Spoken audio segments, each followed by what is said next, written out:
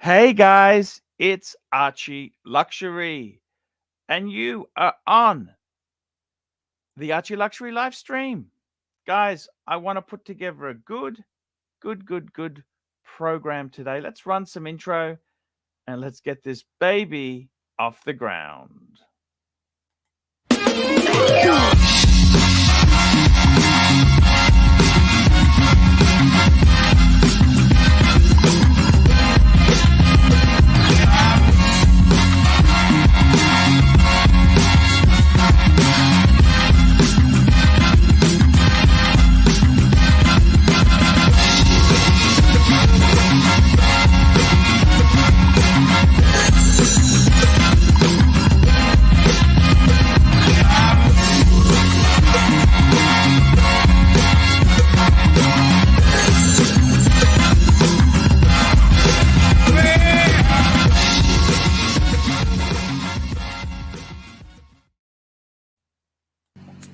Hi guys, it's Archie Luxury. Guys, I want to talk to you about DavidSW. DavidSW. Guys, if you are in America, if you are looking for a Rolex watch of your dreams, in fact, if you're looking for a contemporary modern wristwatch, I strongly advise you to look at DavidSW. Guys, don't play the dealer games. Don't bring in chocolates or Krispy Kremes for your dealer hoping to get a Rolex at retail. It's futile. Please, guys, save your dignity. Keep some pride. Go to DavidSW. I would highly recommend DavidSW. If you're in America and you're looking for a watch, go to DavidSW.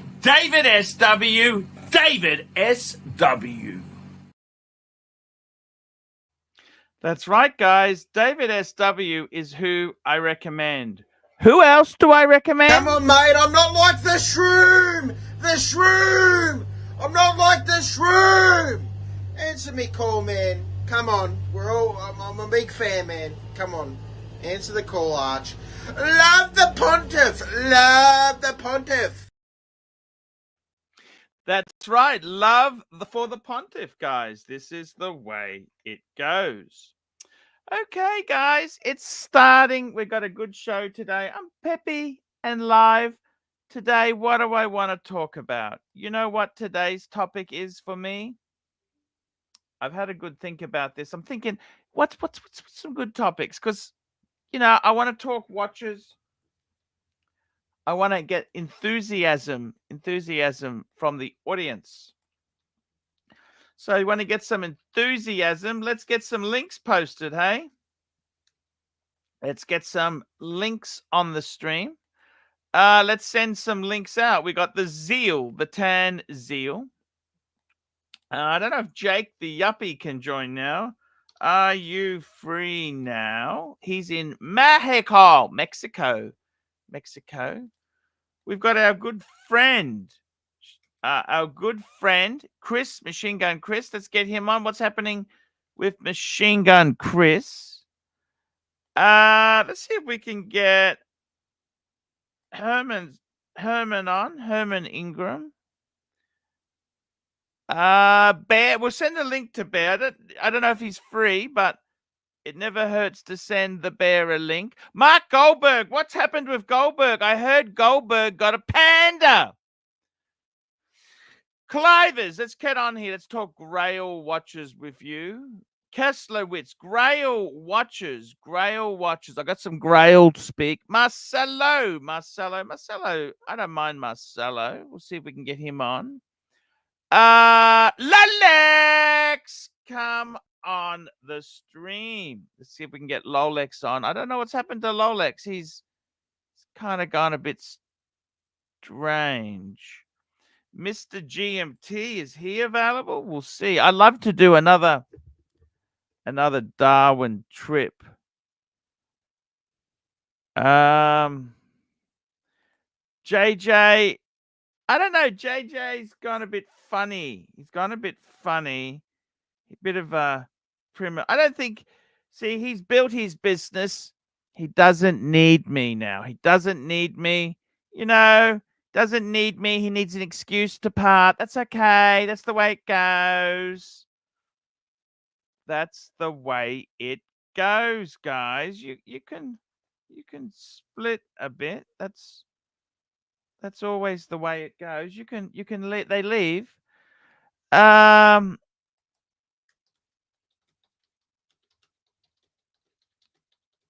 see if we can get Oisin O'Malley. Could we ever get Oisin O'Malley on?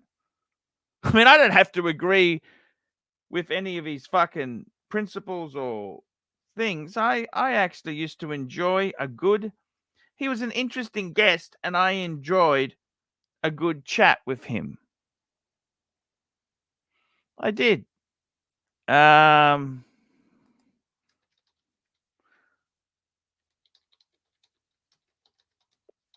Yeah, we'll see who I can get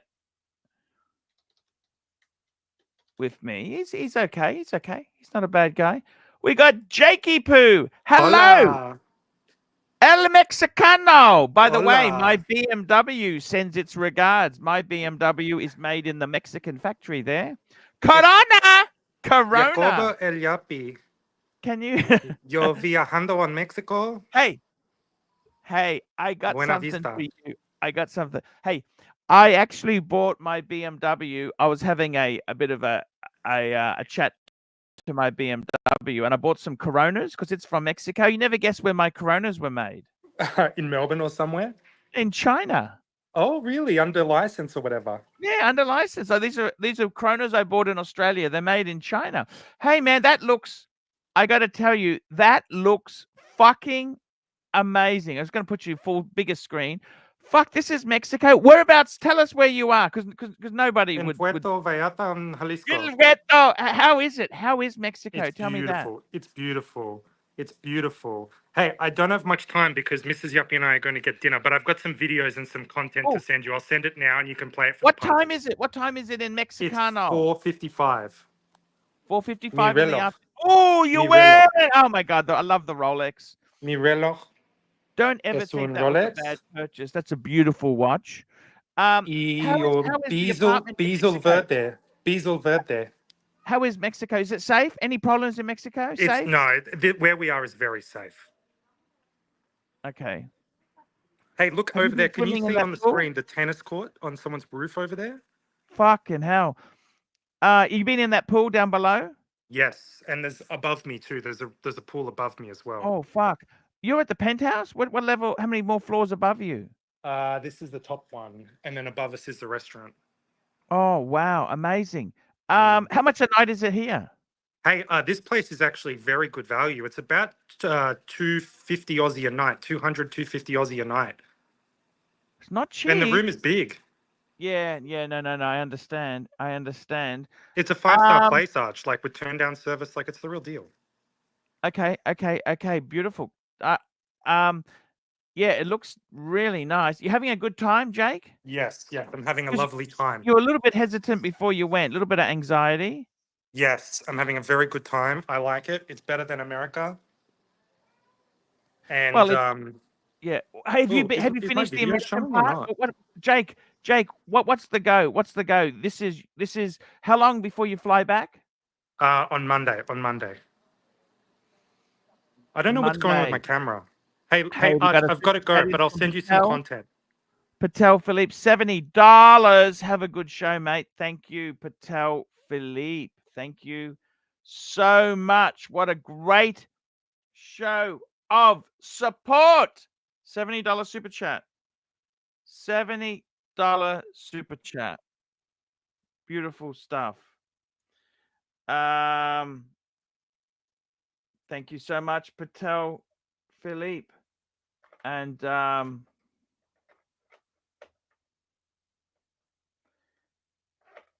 thank you so much indeed there. Let's have a look. We've got JD in the audience. How are you, JD? Great to see you on the stream. Thank you. Beautiful. Beautiful, beautiful. Mexico, fuck, that looked good. Fuck, that looked good.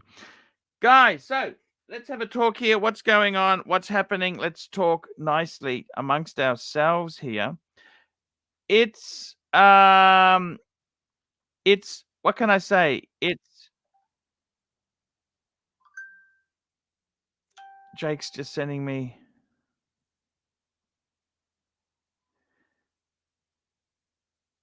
It's just how it is there, guys. It is very difficult at times. You can only try your best. You can only try your best. We've got another super chat here. We've got a second super chat in. This is from Patek Philippe. Please tell Jay Anthony what the meaning of life is in regards to motoring. Motoring. I don't have Jay Anthony's. I don't have Jay Anthony's. I don't have his details. I don't have Jay Anthony's details. Yeah, I don't have his details, I'm afraid, Tan. Good suggestion. I'd love to have Jay Anthony on my stream now, but I don't have, let's have a look here. Let's just make sure we got the link posted. Let's have a look here. Just having a look. Oh, we got the link posted. Okay, let's start a poll. Do you think you will ever obtain your Grail watch? So today's topic, I tell you today's topic I want to talk about. Oh, Jay Anthony is on the stream. How are you, Jay Anthony? Happy Saturday, or it's Sunday in Oz, no? It's Sunday, but we're for the American market, so everything is geared for you guys. Jay Anthony, I wanted to talk. Today's topic is Grail watches. How important is your Grail? Grail. And is it ever obtainable? Now, the reason I ask this is it's funny. I speak to some people and they told me, like, I'll tell you, I had a guy called Timely. He did some videos. He used to do some hosting with me. And for him, his Grail was to get a steel men's Rolex in a nice size. Like, he had a 34 mil, a little bit small. I think it might have been smaller, but he had a boy size Rolex. He said, there was a compromise. He got it because it was an affordable Rolex. So for him, a Grail was any steel sports Rolex, like an Air King, Explorer 1, No Date Sub, any of Explore, anything. Now, the thing is, speaking to someone like the Tan Zeal, he's a Lamborghini driver. And when you're talking about Grails, we're talking Richard Mille, perpetual calendar, chronograph, minute repeaters, da-da-da-da-da-da-da. Yep. And the question I have is, how important is your Grail watch? And does it change? Like, I got to be totally honest with you. Let me tell you my story, okay? Yeah, please. Oh, just very quickly, we got another super chat's just come in, $14. Great CPO vid today, Jay Anthony. Give us the drum on your thoughts on the Rolex CPO program. That's the certified pre-owned. Actually, we'll talk about that in a minute. Yeah. I just wanted to ask you, as far as Grail goes, let me tell you my story. So I remember I went through a bad patch in 2004. I tried working for myself. The currency had gone the wrong way, and I just wasn't doing well. And sometimes when things are turned against you, it's good to do some dreaming. And I remember I was in a swimming pool in Pattaya by myself because it wasn't holiday season. And I remember saying to myself, what watch would I really, really love? What is my dream, my Grail? So I didn't use the word Grail, but my dream what watch, if I could have anything. And I remember thinking, you know, I wanted a Patek Philippe World Time. Yeah. And I remember thinking to myself, you know, the platinum one is so gorgeous. And I thought, you know what? It's almost greedy. It's greedy to want the platinum one. That's so greedy. It's not really nice to do. I'll just call it up on the screen here just so you guys can see what I'm talking about. Actually, just kill that. You have the 18K version right now, right? Well, the thing is, actually, no, it gets better. This story gets better. Okay. So let me just share it with you now. So I was swimming in the swimming pool and I thought to myself, what the fuck? What the fuck? A dial is something. And I thought to myself, you know what? It's greedy. It is actually far too greedy to want the 18K, the platinum one. And I thought, you know what? It would be good enough for me. Patek 5110G. I thought, you know what? The white gold. I actually did obtain the white gold one. And then years later, well, a while later, I traded it and got the yellow gold one, which unfortunately was stolen from me. And that was my Grail. That was my Grail. Okay, that was a Grail watch. Now, I've got the 5130G, which is the largest size one. This is post-burglary. Largest size one. White gold. It's a Grail. And the funny thing is, I want to ask you this. When the Grail is no longer, once you've obtained it, do you get a new Grail or do you stay with the Grail? Please, I've said a lot. You tell me your take. You know, I think you were spot on earlier where you said, does it change? It's kind of like, do you want to meet your heroes or not? Some turn out to be heroes, some turn out to suck in real life. I've had a couple, and I think to your point, every time you obtain one, then you just raise the bar. So if you buy a Patek Calatrava, then you want a complication, then you want an annual, then you want a perpetual. Like it just gets out of control. It's called a hedonistic treadmill. The more you earn, you start. Yeah, it is. But I would say a couple of surprises. So the watch that got me hooked was my grandpa's 1968-69 Speedmaster. And so that is one of the few watches that when I've bought, it has exceeded my expectations and I'll never sell it. And then my main grill was a Rolex Daytona. I had a 116520 4130 stainless steel that I was so excited to get and quite honestly never did a thing for me. And so that was didn't want to meet that hero. And then the Rolex Yacht-Master that I have exceeded expectations. So it's funny, what you think you want is only what you want till you get it. And then you find something else or realize you never really wanted to date it. So to your point, it perpetually evolves, but some I'm loyalty for life. How about you? Any you keep long-term? Look, I got to be honest with you. Sometimes, you know, I look at these things and I'm somebody who, when they lust over a car, I don't lust over the top end Corvette.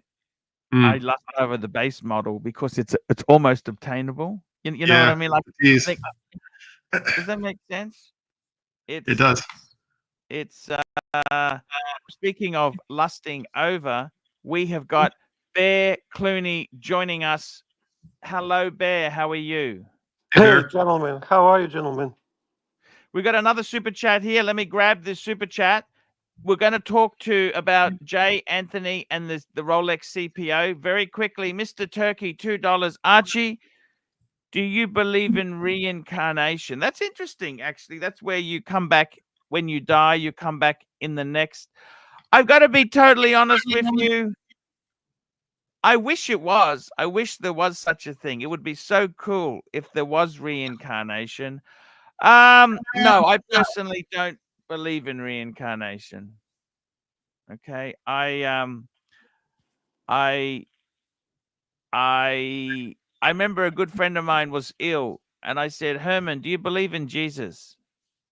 And he said, Arch, I can't afford not to.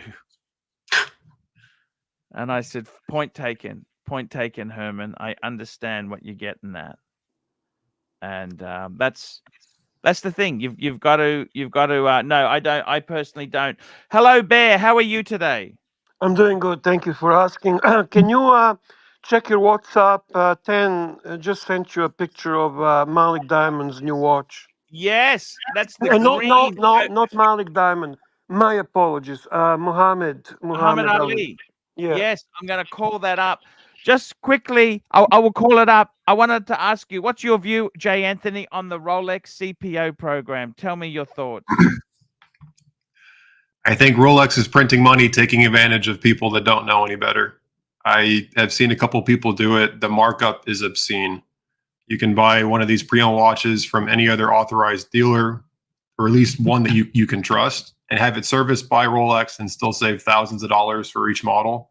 You're not getting any long-term value. There's no box. There's no papers. You just get a certificate. Just buy a watch from a trusted seller on eBay and have Rolex service it and save $4,000 and take a vacation. I think they're more credit to them. I think they're charging ridiculous prices for stuff. Do you know why they're actually doing it? Some ADs. My guess is to keep the market pumped up so they have something to sell while they're on the fake wait list. Is that what you think, Bear? Or what do you think? No. It's a pairing thing, buddy. Pairing. Oh, tell me more.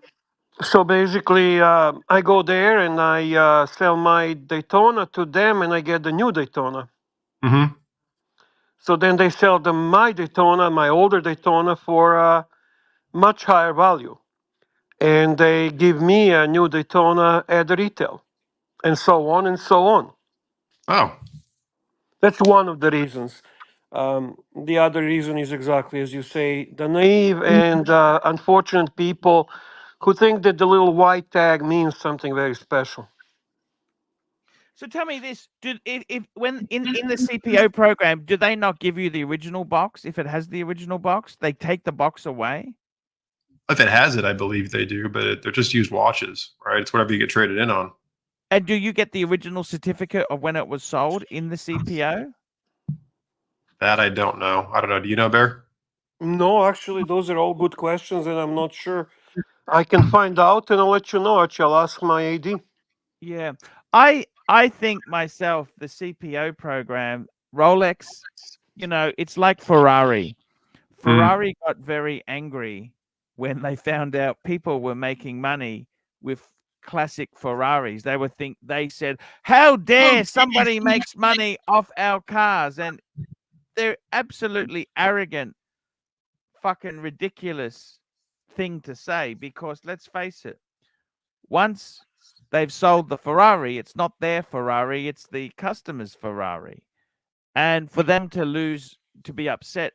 Same thing with Rolex itself there. I mean, Rolex is out of their fucking mind.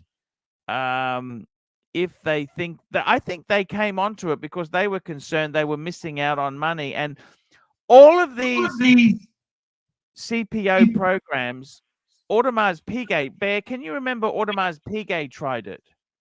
I don't know that. And I don't think it was that successful, was it? I never really tried, so I can't comment on that. Like they made this noise, they're going to offer pre-owned, blah, blah, blah. Vacheron also tried it. They were going to do some restoration work on vintage models and you could buy them through the boutiques, but they were ridiculously overpriced. Why would you fucking do that? You know what I mean? It was just crazy, Bear. It really wasn't good value. I'm curious about this watch that Muhammad Ali bought, if you don't mind. No problems at all, Bear. Let's call this baby up now. This is a watch. It's a 36 mil watch, which 36 itself there, sometimes, Bear, it's a little bit on the small side. However, now Muhammad Ali, this is the guy from London, Bear. Yeah. He never cleans his BMW. I tell you, he smokes cigars in it, and he never cleans his BMW. Can you forgive him, Archie? Can you forgive him? Maybe.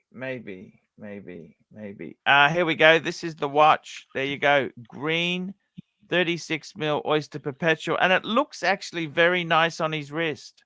Yeah. It looks very, very nice on his wrist. I want to ask some questions. What is your Grail, Bear? What's your Grail watch? Do you have a Grail? My Grail, I achieved my Grail, and I am not disappointed. It remains to be Grail that I achieved. It's with me, and it's done. That's my Rolex Pepsi Meteorite. Hmm. I don't. I mean, I listen. I listened to you guys before I jumped on, and like Anthony says, you don't want to sometimes meet your heroes. Well, I met this hero before I purchased it, and I really liked it. I think it has everything that appeals to me personally. So I'm not disappointed. It is absolutely my favorite watch that I ever owned. It is something that is very special to me, and it's as unique can be when it comes to mass production watch like Rolex. So for me, this is something that will stay with me. For me, my Grail worked and achieved and done. That's a gorgeous watch, Bear. Seriously gorgeous watch. I have Thank much you. respect for that. Thank you very much. I got to tell you, do you set a new Grail once you've obtained your Grail?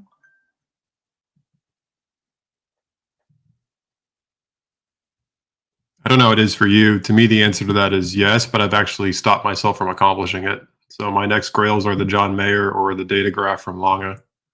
And I have decided that they just don't make sense to buy, even though I could. I'm stopping myself from doing it. So I've reached the point of what I'm willing to spend money on. How about you? Look, I got to be totally honest with you.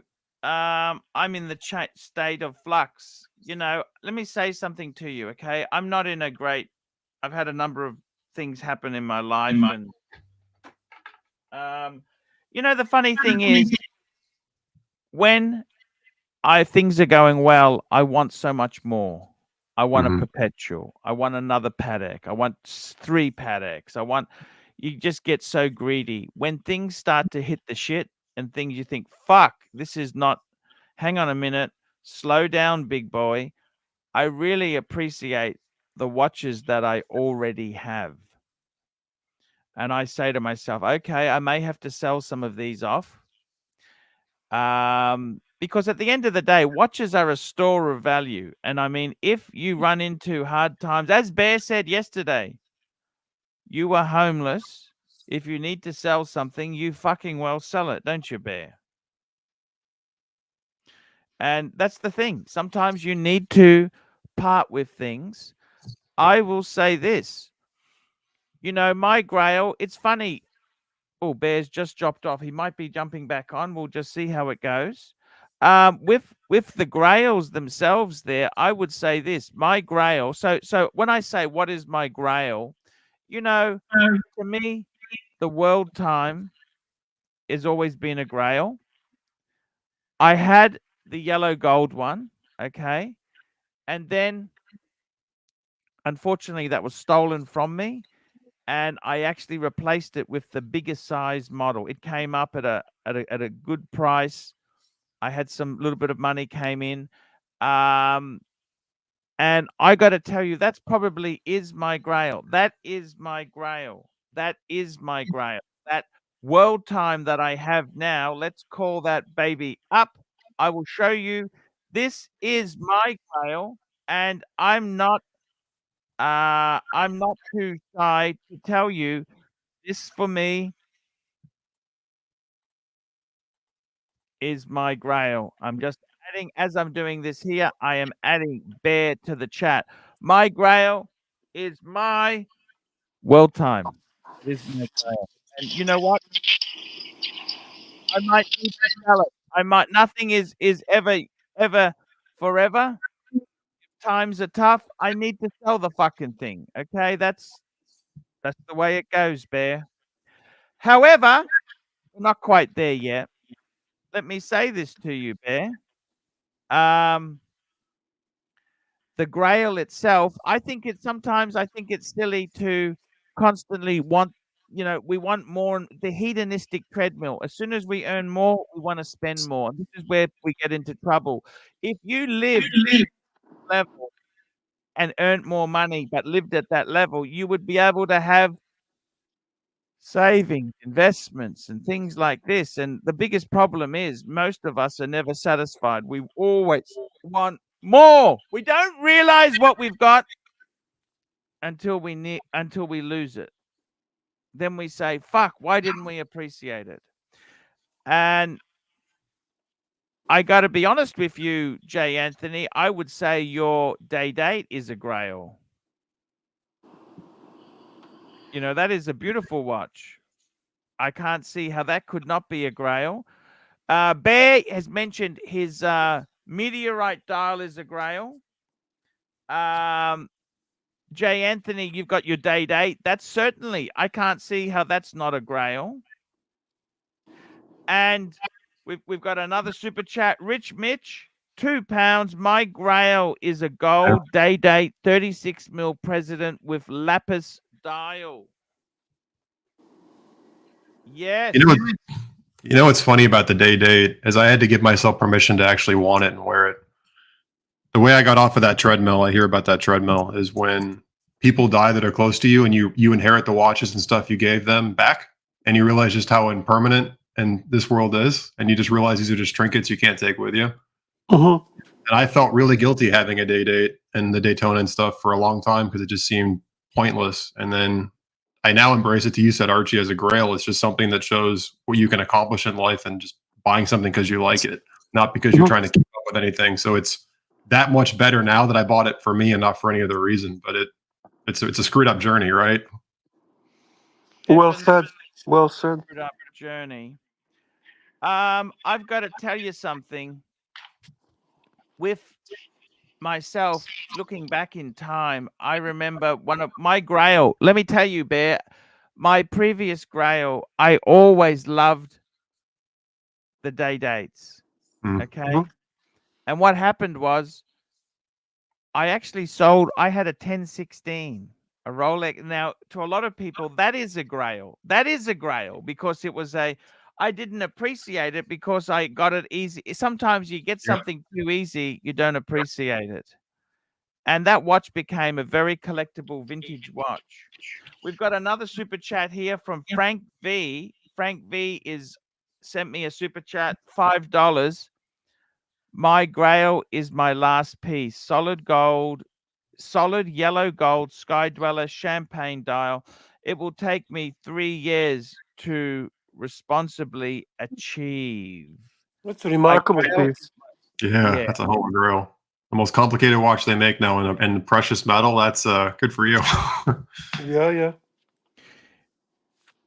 And Frank V, is that on the bracelet or on the leather strap there? I actually really love the Sky Dwellers on the leather. I think they look amazing, but I also do appreciate them on the bracelet.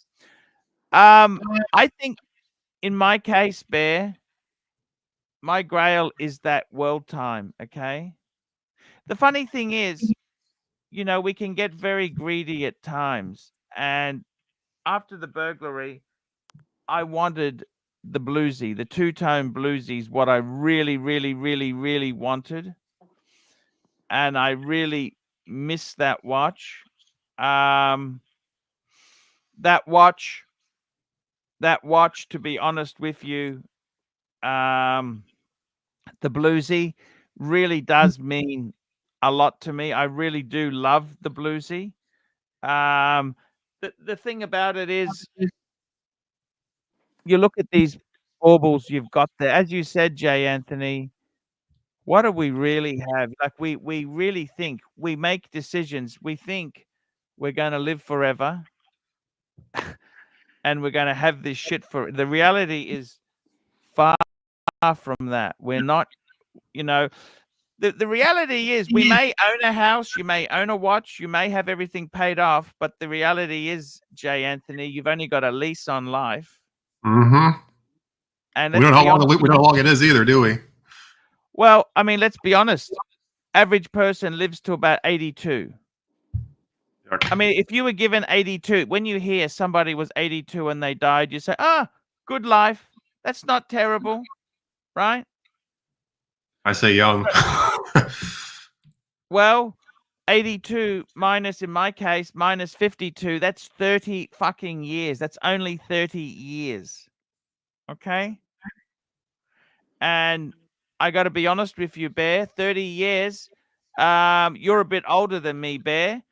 You've Yeah. probably got 25 years. What do you think, realistically? I'm not trying to be nasty. I'm just No, telling no, you. I get your idea. I mean, it doesn't even have to be precise. I mean, we're talking 2 decades. We're talking maximum 3 decades type of thing. Of course, I get your logic. And I got to be honest with you, grails are different things to different people. Mm-hmm. In my case, you know what, Bear? I don't like to keep resetting the grail. To me, the grail is my Patek. And I'll be honest with you. I agree with you that resetting the Grail is not the really way to go. So I do how I feel, and I feel that my Grail is my Grail, right? That doesn't mean we don't continue looking at watches and seeking watches. And I'll give you an example, okay? My Grail watch costs about the same, maybe less, maybe around my newest Patek, right? The Aquanaut. But Patek was never really my Grail. It's an awesome watch, and I'm looking at another Patek possibly in the future, but I'm not looking at that as a Grail. My Grail was Meteorite Pepsi, and it is there. It's still there. It's a Grail for reasons beyond the value. Mm-hmm. Obviously, Grails tend to be watches that cost a lot of money for you Actually, personally. stop there. I got to tell you something. I was talking to my good friend. You remember Timely? Of course. And he told me his grail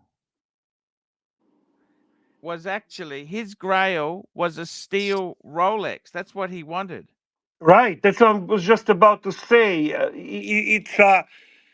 It's a different to different person, right?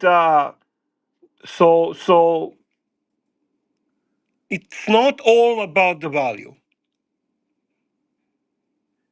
Correct. And it's also your abilities. Financial abilities are not the same, depending on your geographical location, on your background, on your income, on your investment ability, on many things, on your health, and so on, right? So that doesn't stop you from having goals in life. Well That's said. Grail is a goal, right? Grail is a goal. It's a goal, grail objective. is a goal.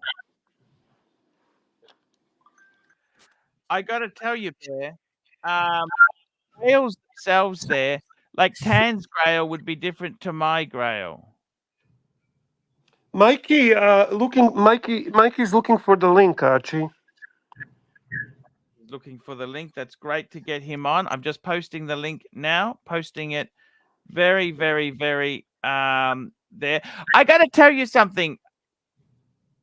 You know what, Bear? When I have gone through some different phases in my life, you know what? Any steel luxury watch is a fucking grail. It's something hard to achieve. I was talking to Timely. He just wanted a steel sports Rolex, Bear. Steel sports Yep. Rolex is enough. Yeah. No, like my particular grill, as everybody knows, is the Vacheron Overseas 4500 blue 3-hander on a bracelet. It's they make way beyond that. As far as the company and hot horology and complications and stuff like that. But my Grail is what it is because I love it for what it is, regardless of price. Really, I mean, I know that's your the thing, Grail. Mikey. I gotta respect you for I know that Mikey's because Grail. that's the Vacheron 4500V, and you like the blue, don't you? That's right. yep, the blue Let's just 300. call that up on the screen here so we can see what we are That's a talking beautiful watch. about there. When I saw Tan in San Francisco with Toyota Mo wore his. It was on a leather strap, but I still was able to put it on my wrist and see No, you the don't dial on understand, this Mikey. thing. You can change it. It's got a rubber strap, a bracelet, and a leather strap, so it's interchangeable. Very cool. That's And your easy Grail. and easy to change. Easy link, yeah. You prefer that to having a Rolex, Mike? Well, this would be my Grail. You know, like this would be the end of my watch collecting. I'm done. I don't need to go anymore. You know, a lot, but until I get there, it's going to be a long time before I have enough saved to be able to get something like this. Whereas I will have enough to get a lot of things below this. So there'll probably be a lot of things in between my actually obtaining this. You know, like things half as expensive or 3/4 of as expensive, and then maybe someday, then I'll get the Grail. You know, but this Super is my chat. Grail. We've got a great super chat in. Thank you so much. There, we've got a super chat from Thomas Burnett. And Thomas Burnett, pull up Russell's 8996 comment below Frank's V super chat. Let's get this here. This is pull up Russell 996's comment. I'm finding He says it's right below Frank V's last super chat. it. Oh, Okay. last super chat. Let's see if we can find that. Frank V. Oh, I got it here. Good. Thank you for helping.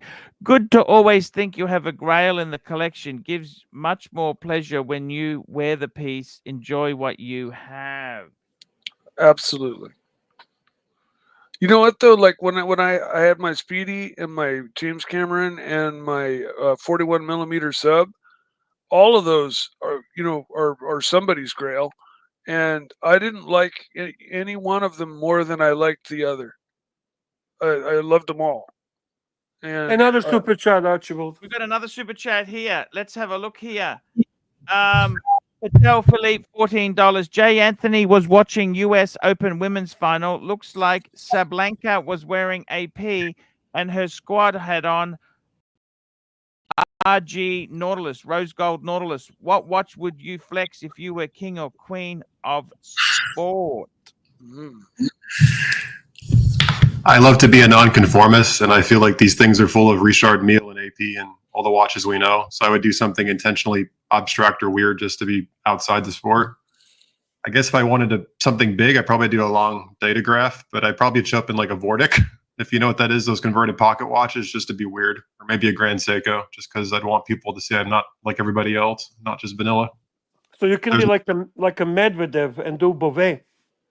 Yeah, exactly. That's an interesting piece. Beauvais. Yeah, you'd have to do something really outside the norm. I'd want to show up different. I'd probably do a border. Interesting talk there. I gotta tell you, I think it's the problem is a lot of these watches that they wear, they're kind of given to them. It's sponsorship deals and backroom deals. I don't think you even have much choice in what you're given. You know, you kind of in some circles, yeah. You know, it's sort of, you don't even have any choice as to what you were given. And that's kind of upsetting there. It's upsetting, you know.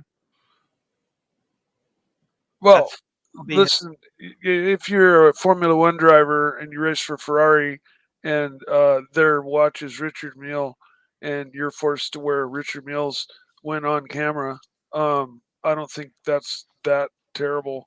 And then, well, let me tell you this: if I was forced to wear an Oris You know, someone gave me. You'd wear it, Bear. Fuck it. That's a sponsor. You got to. Absolutely, you'd wear it It's so proudly. hard to get sponsors. I would wear dog shit if they asked me to wear it. If I got paid for it, Bear.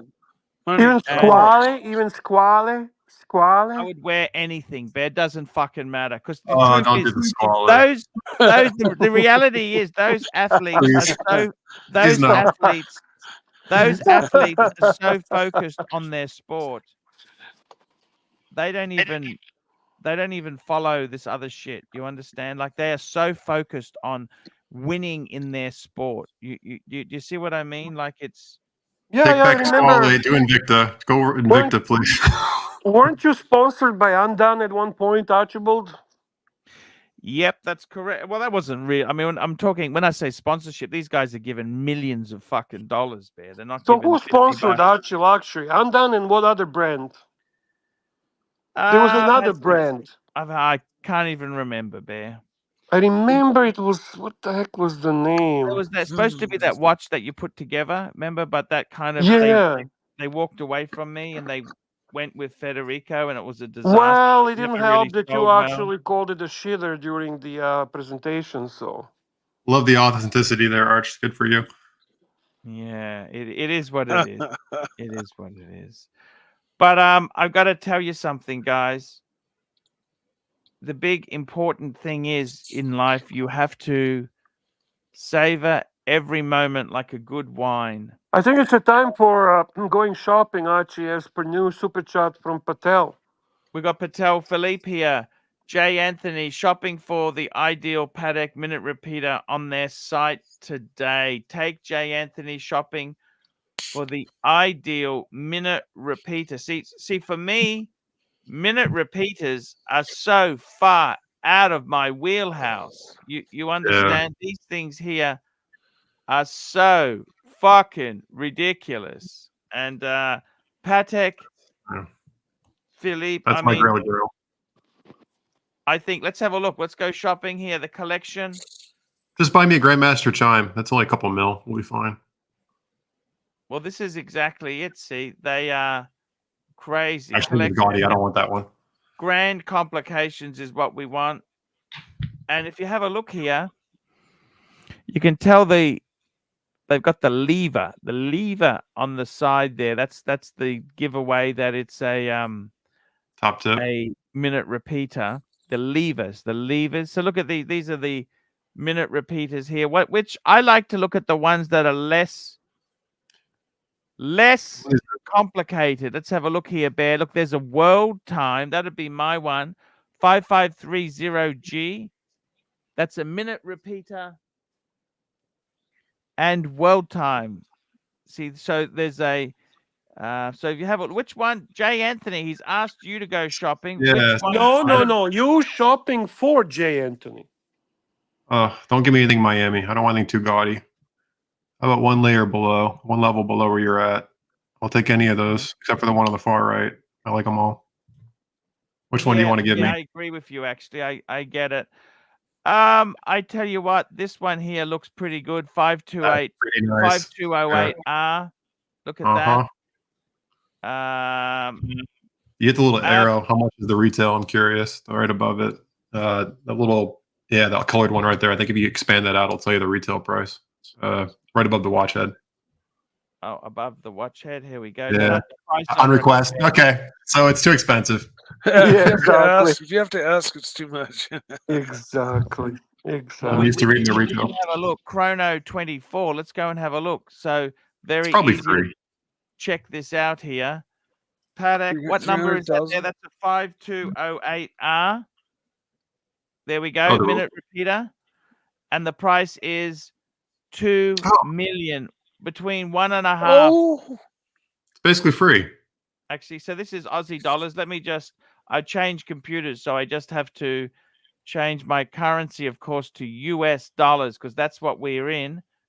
Here we go. So looking $1 million, just over 1 to 1.5 million fucking dollars. So a 993 GT2, a 4 GT, and something else fun with this watch. I don't know. That's not hard to do. A lot of people in America don't have $1 million for retirement. Sir They Bell, are not calm down. We will get to super chats. We never miss them. Calm the fuck down. Here we go. Here we go. We got Mr. Turkey, $2. Anyone on the panel seen TI Yacht-Master? Do Yes, they they exist? exist. Titanium Yacht-Master. They do exist. I know someone that has one. They got it at retail, but Ah, they're big spenders, so they were offered it. I heard Very they were lucky. really Very hard. lucky. Yeah, I heard they were really hard to. You know, Yes, Yeah. there weren't many going around. they're not producing many to begin. The only one I ever seen was actually at my AD when they do the novelty exhibition, just bringing them to show the punters what's available. And it's extremely light. It's unusually light. It's the lightest titanium watch I ever held, and it is on a bracelet, which is kind of strange. From that perspective, I was a little bit confused, and it kind of bothered me a little bit, to be honest with you. Same. I don't like it. Popular opinion. Yeah. Meaning, would I take it if the AD offers it to me? I probably would, just because of the premium value available to it. But as a watch, the aesthetics are really nice. I like the look of that black bezel, but you can achieve that with the white gold Yacht-Master on the Oysterflex with the No, black bezel. That Mm-hmm. aesthetic is really cool, and that's a watch that actually sells on the retail. Mm-hmm. the titanium watch that we're talking about, is that the really huge one, the 48 millimeter? No. This is Oh, Yacht-Master. okay. Yacht-Master. Oh, And You would Yacht-Master, the titanium Itself there. Let's have a Yacht-Master. look. I see. In fact, Okay. I think Yeah, you I can can see see where these you on came in. chrono. You can see these on chrono, Bear. Of course you can, yeah. The Rolex. So the Yacht-Master Titanium. Let's have a look. Yeah. They're on here now. You can actually get one. Look at this. There you go. 26,000. That's not ridiculous money. Yeah, that's a double. You get a Pepsi for that. That's a 2.5 the retail. But Jay Anthony, you got a friend who got one. What does it feel like? Did you touch it, smell it? What does it smell like? That's what I want to know. Smell. So you're asking the wrong guy, because quite honestly, I like heavy watches, which is one of my issues with my Calatrava. This to me, it feels insubstantial, and I know it's nonsense to feel that way, but I like my platinum and stainless Yacht-Master 16622 10 times more than I like this watch. I agree. Yeah, Archie, bring the Rolex. It's light and it smells like metal. That's all there's to it. I like heavy watches as well. Yacht-Master white gold. Yes, sir. Actually, I really got to tell you, the white gold, I actually prefer just the standard non-tight, the non. I think this aesthetic is very similar, and you're getting a white gold, and you're getting Oysterflex. I think this is the best. The Falcon's Eye? No, don't bother with Falcon's Eye. That's going to be overpriced. The regular one. That's cool dial, though. That's a cool dial. It is a cool dial. The problem with that one, to be honest with you, you're going to pay high premium, one, and two, you might get really unlucky not finding a good cut. You're right. So it's a bit of a risk. And also, it's double the money. Fuck, is it really worth double the money? To me, no. Barry, you said you might have trouble finding a good cut. I'm the sort of guy who buys a base model Boxster and buys separate S badges off eBay, glues the S on. I got to say, Archie, not to pick on you, but M Sport and M are not the same as we were talking about last time I was on here. So please don't tell anybody you have an M330, you have a 330. They are different. I love you so much, but every time I see an M sticker on a BMW, it breaks my heart a little bit. Unfortunately, they have pasted the stickers fucking everywhere, and they haven't done any tuning to the engine. Disappointing. I got to tell you something, Jay Anthony. I really feel modern BMWs. I'm actually really considering in the future. I would like to buy like a E46. You're speaking my love language. What the 330i ZHP or the M3 or what do you want? No, I'd even just be happy. See, in my country, I'm looking more at condition. I want a nice E46. Yes. And I actually get a kick out of having a standard E46, not even an M, right? Just a sedan, like a 325i or, something. I want something that hasn't been flogged to death. You know what I mean? I have nothing against that. The big thing is, I've got to tell you this.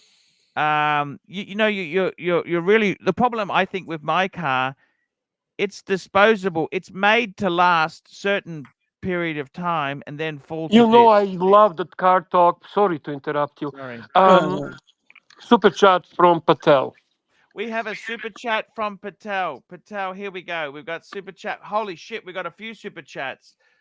SR Bell, $5 AC. If you had to, which one would you choose? Suck off Tim twice or take in the ass from Shaquille? Why would I need to do any of that? Well, I don't know. That's a good question. Why would you need to do that? That's an Eddie answer. I don't necessarily need millions of dollars. What would that help? happens, you deal with it. Pete Clan member for 22 months. Jay Ant, your Tans man crush. Do you swing both ways? Well, I like to be the international man of mystery, so I will leave you in anticipation on that one. Okay. But for the right person, you never know. Patek Philippe, $14. Russell's $996. Latest minute repeater acquisition in your WhatsApp panel. Thoughts and congratulations to Russell 996. Wow, that's a significant purchase. Wow. How did he get this fucking thing? Can I ask you that, Bear? No idea, but is it up right wow. now? Is this it? No, that's the Yacht-Master. Oh, okay. Everybody's going, wow, and I'm looking at No, just hang on. We're pulling it up, Mikey. I'm not that fast. Okay, sorry. All right. Take your time. It's all good. I've changed equipment and I got a smaller monitor. It's a disaster. Oh yeah. I've always loved this. Now, out of interest there, how much is that thing? How much is that? I think it's beautiful. That's like some of the most awesome gifts I've seen. You're so cute, Mikey. Thanks, man. That's a 5178G. Let's have a look at what they go for on eBay. Sorry, on 5178. Am I allowed to be honest? Holy shit. That goes between I don't like 700,000, 6 to 7. Sorry, 700 for the blue. Wow. I really don't like this watch. I'm sorry. I with all due respect, I can appreciate everything, but doesn't do anything. You know what comes to mind is Seiko Presage cocktail time. I was just thinking the same. It looks like just thinking the same. I don't want to be disrespectful. For $500, you could have just short of this. It's like a cocktail. Isn't it a cocktail? Seiko cocktail. Presage cocktail time. Yeah. And they've got fume, gradient dials of all different colors. They've got they've got a myriad of dials choices, and for $500 they're automatics and they're but I guess Mikey, I don't think we know what the fuck we know. We're definitely not we're definitely not Patek boys. So let's leave Archie to this. Look, Archie, what do you have to say? I got to be totally honest with you. I like it. I appreciate it, right? Okay. I did say I appreciate it, so please don't get upset at me. I do appreciate it. Oh, myself as well. Look, the thing is off the hook. It's not me, Bear. It's not me. It's Not me either, honestly. It's a bit much. But I love the strap coordination with the dial. That's pretty cool. I was just thinking same, Anthony. I was thinking Fishing. same. I think that strap is an R&B spoke strap, Bear. I think so too. I think so too. It's a beautiful color coordination there. Absolutely.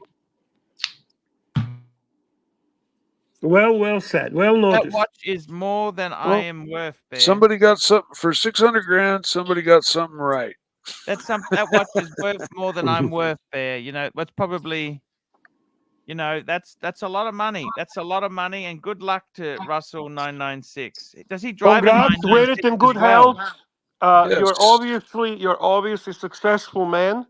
There's no Congratulations. question about it. And you bought something you love, and that's really what matters. He's fucking gorgeous. Speaking of good style, Bear, your image is awesome. The Canadian flag and the astronaut suit with the bear, that is very choice. Thank you very much. Thank you. That's cool. You need a Speedy in the collection if you don't. I at the moment I had a lot of speedies. I had a lot of speedies in my time, but at the moment I don't have even one. Now that you said it, now I'm gonna start thinking about it. That's That all picture, I man. have in mind. Speedy. I have You one know what, Speedy. Anthony? That's it. The one that I would buy if it becomes available in my AD would be the 321, the new 321. Yes. Ooh. Respect. But my pay grade. Whew. Yeah. The ones from the 60s are actually more affordable than those now, right? Yeah, because of that, exactly. That's exactly what happened. Another super chat from Patel, Archibald. Yes, sir. We've got another super chat from Patel. $14. One more of Russell's pieces in your chat. 1 of 10 for motoring fans. And I got to tell you, Bear, this is only a simple Calatrava, right? Mm-hmm. However, it's the enamel dial that pops it. And I actually, I love the drawing of these 1930s cars. I love this period. I think it looks so incredible. And I got to be honest with you, I think this is fucking hell, man. I don't know where the guy gonna share with us, or I'm gonna bring it up and bring it up now. I don't know what the guy does. These are some amazing. You know what? I'm happy, people. I never be jealous, guys. Always be hey, happy Russell, I might like your watches a little more if you actually super chat occasionally. Yes, it's I think he might own Google. Hey, who knows? Who knows? Wow. That's something. That's enamel, hand enamel. Is Incredible. that a 5119 or a 6119? What is that? That's the base. He really might own Google, Archie. Yeah. It's very similar to a 5296, but they use a different reference number because it's also got the hobnail bezel. So it's got a I'm not exactly sure what the reference number is, but it's similar to the watch is similar to a 5296. Even the hands, that's cool. They put little holes in them like a racing wheel. Yeah, I noticed that as well. Huh. That is cool. Oh, the strap has got holes in it too. Yeah. Okay. You know what I'm gonna do, Bear? What are you gonna do, Archie? I want to celebrate Vintigny today. I've been always, if you're thinking about drinking, I've been criticized a lot with encouraging you drinking. I'm just gonna have one drink, and I'm gonna put on. All I'm saying, I'm not condoning this because, again, I don't want to be accused of pushing you in the wrong direction. Oh, that's okay. Jin asked me to buy some nice wines. I'm just gonna have one glass. SR Bell, $5. AC, would you let Tim Wright fike you in the ass without lube live on the YouTube channel, and after he took 2 extended release Viagra for 100 million? Now, you know the funny thing is, right? Number one, I don't know what's funny because you get a content strike and it'll lose my channel. The next thing is, you know what, SR Bell? Sometimes it doesn't matter how rich somebody is or how much money is offered. You have the choice to say no. I don't want to do it. I don't want to be involved in it. I don't care. It's not important in my life. Good for you, Archie. Good for you. So you were just about to say what you're going to do, something you're going to do to celebrate. Then I said don't. Then you said Bintonier. Okay, Then so I blah, got a blah, special blah. watch in. I got a special watch in.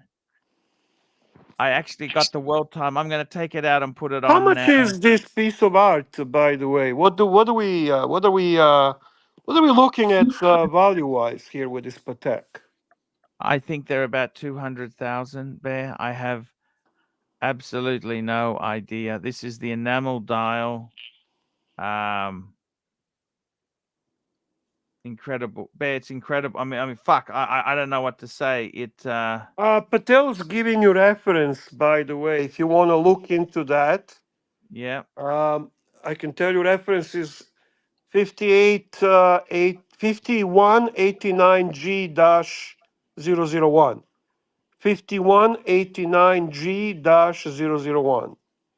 And Abe's confirmed that you are hilarious. He's laughing. 5189. Is that right? Yes. G. Nothing. Nothing comes up. 5189G dash 001. No, that's okay.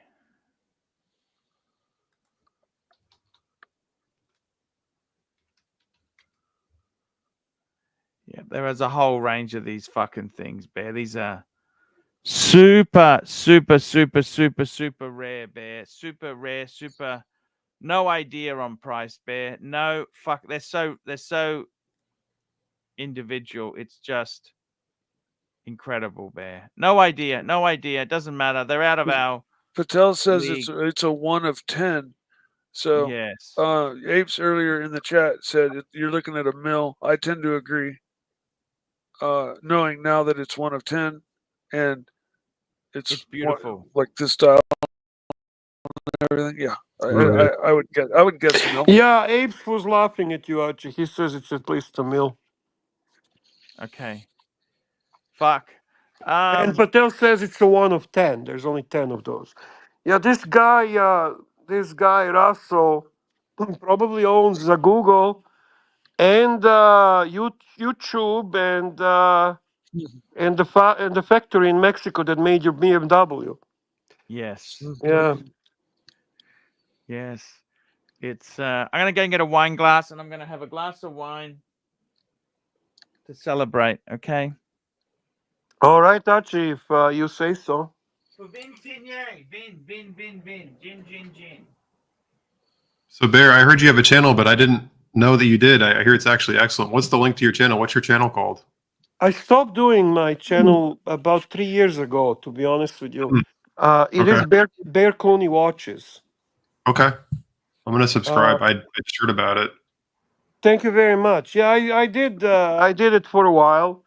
I remember watching many of your videos, Bear. Thanks, Mikey. And now I'm just occasionally on Instagram and occasionally with Archie. I don't really. I mean, it's a lot of work to put a.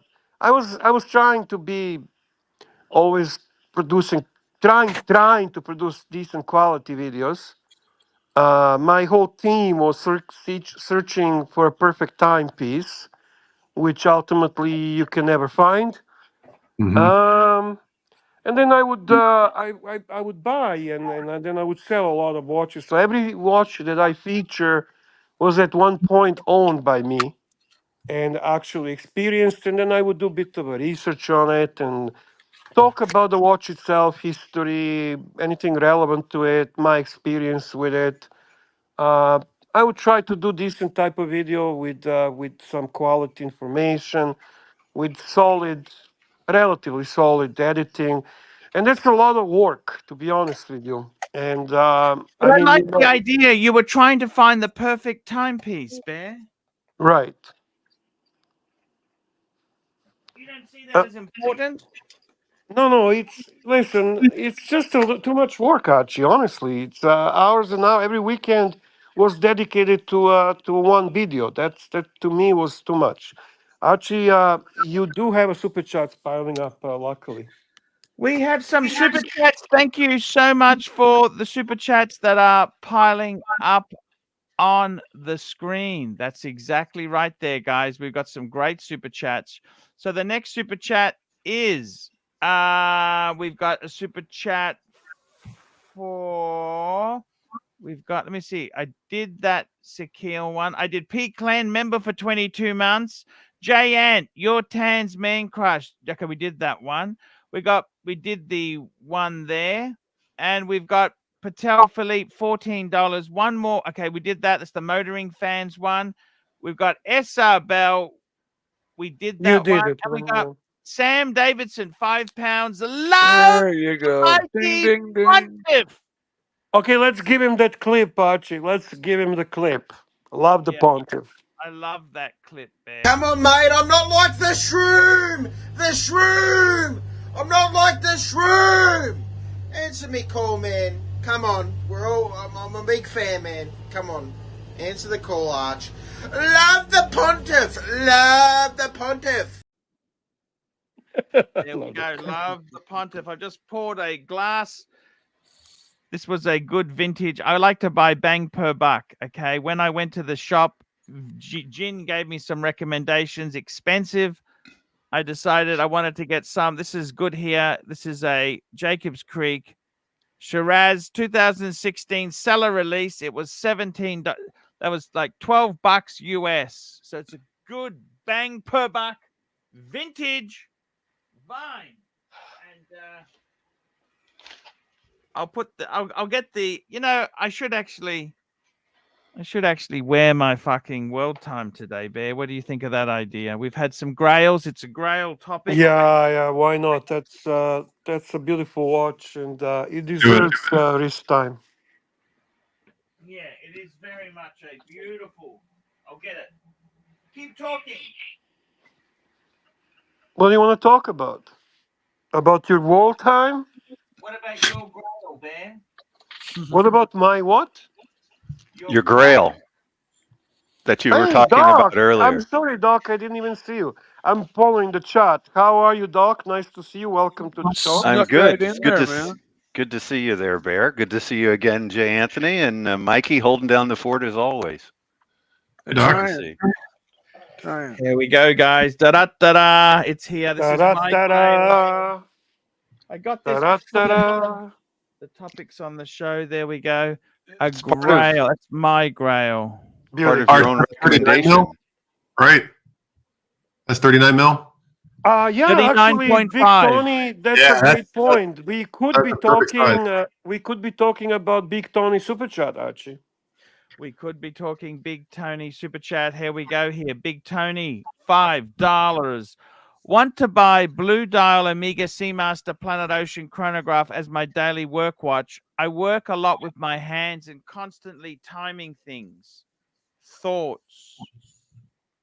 Buy it. It's a great watch. It's a bargain compared to the Rolex Submariner. They're really well made. The coaxial movements are pretty reliable now. They're pretty easy to service. They have a ceramic bezel. I think it's a great watch. You'd be, I think, very happy with it. The only thing I would say is, being a medical device, I used to work around magnets a lot, and magnets will screw up any watch. So if you're around magnets, don't. But otherwise, it's great. What about the Seamaster 300 Heritage? That's cool. That's another, one to kind of look at as well. A little more subdued. The dial's not as, large, or the bezel isn't as large. But I have a yen for that one over the regular Seamasters. I think if you're going for a Seamaster chronograph, it means you want to be outside of the norm and going for a Speedmaster, which is already a chronograph right there. So, I mean, if the Seamaster is hitting your fancy there, then it's fine. beautiful, Bear. I'm wearing that with my woven shirt, Bear. That is a beautiful watch, Bear. Thank you so much for telling me to wear that, Bear.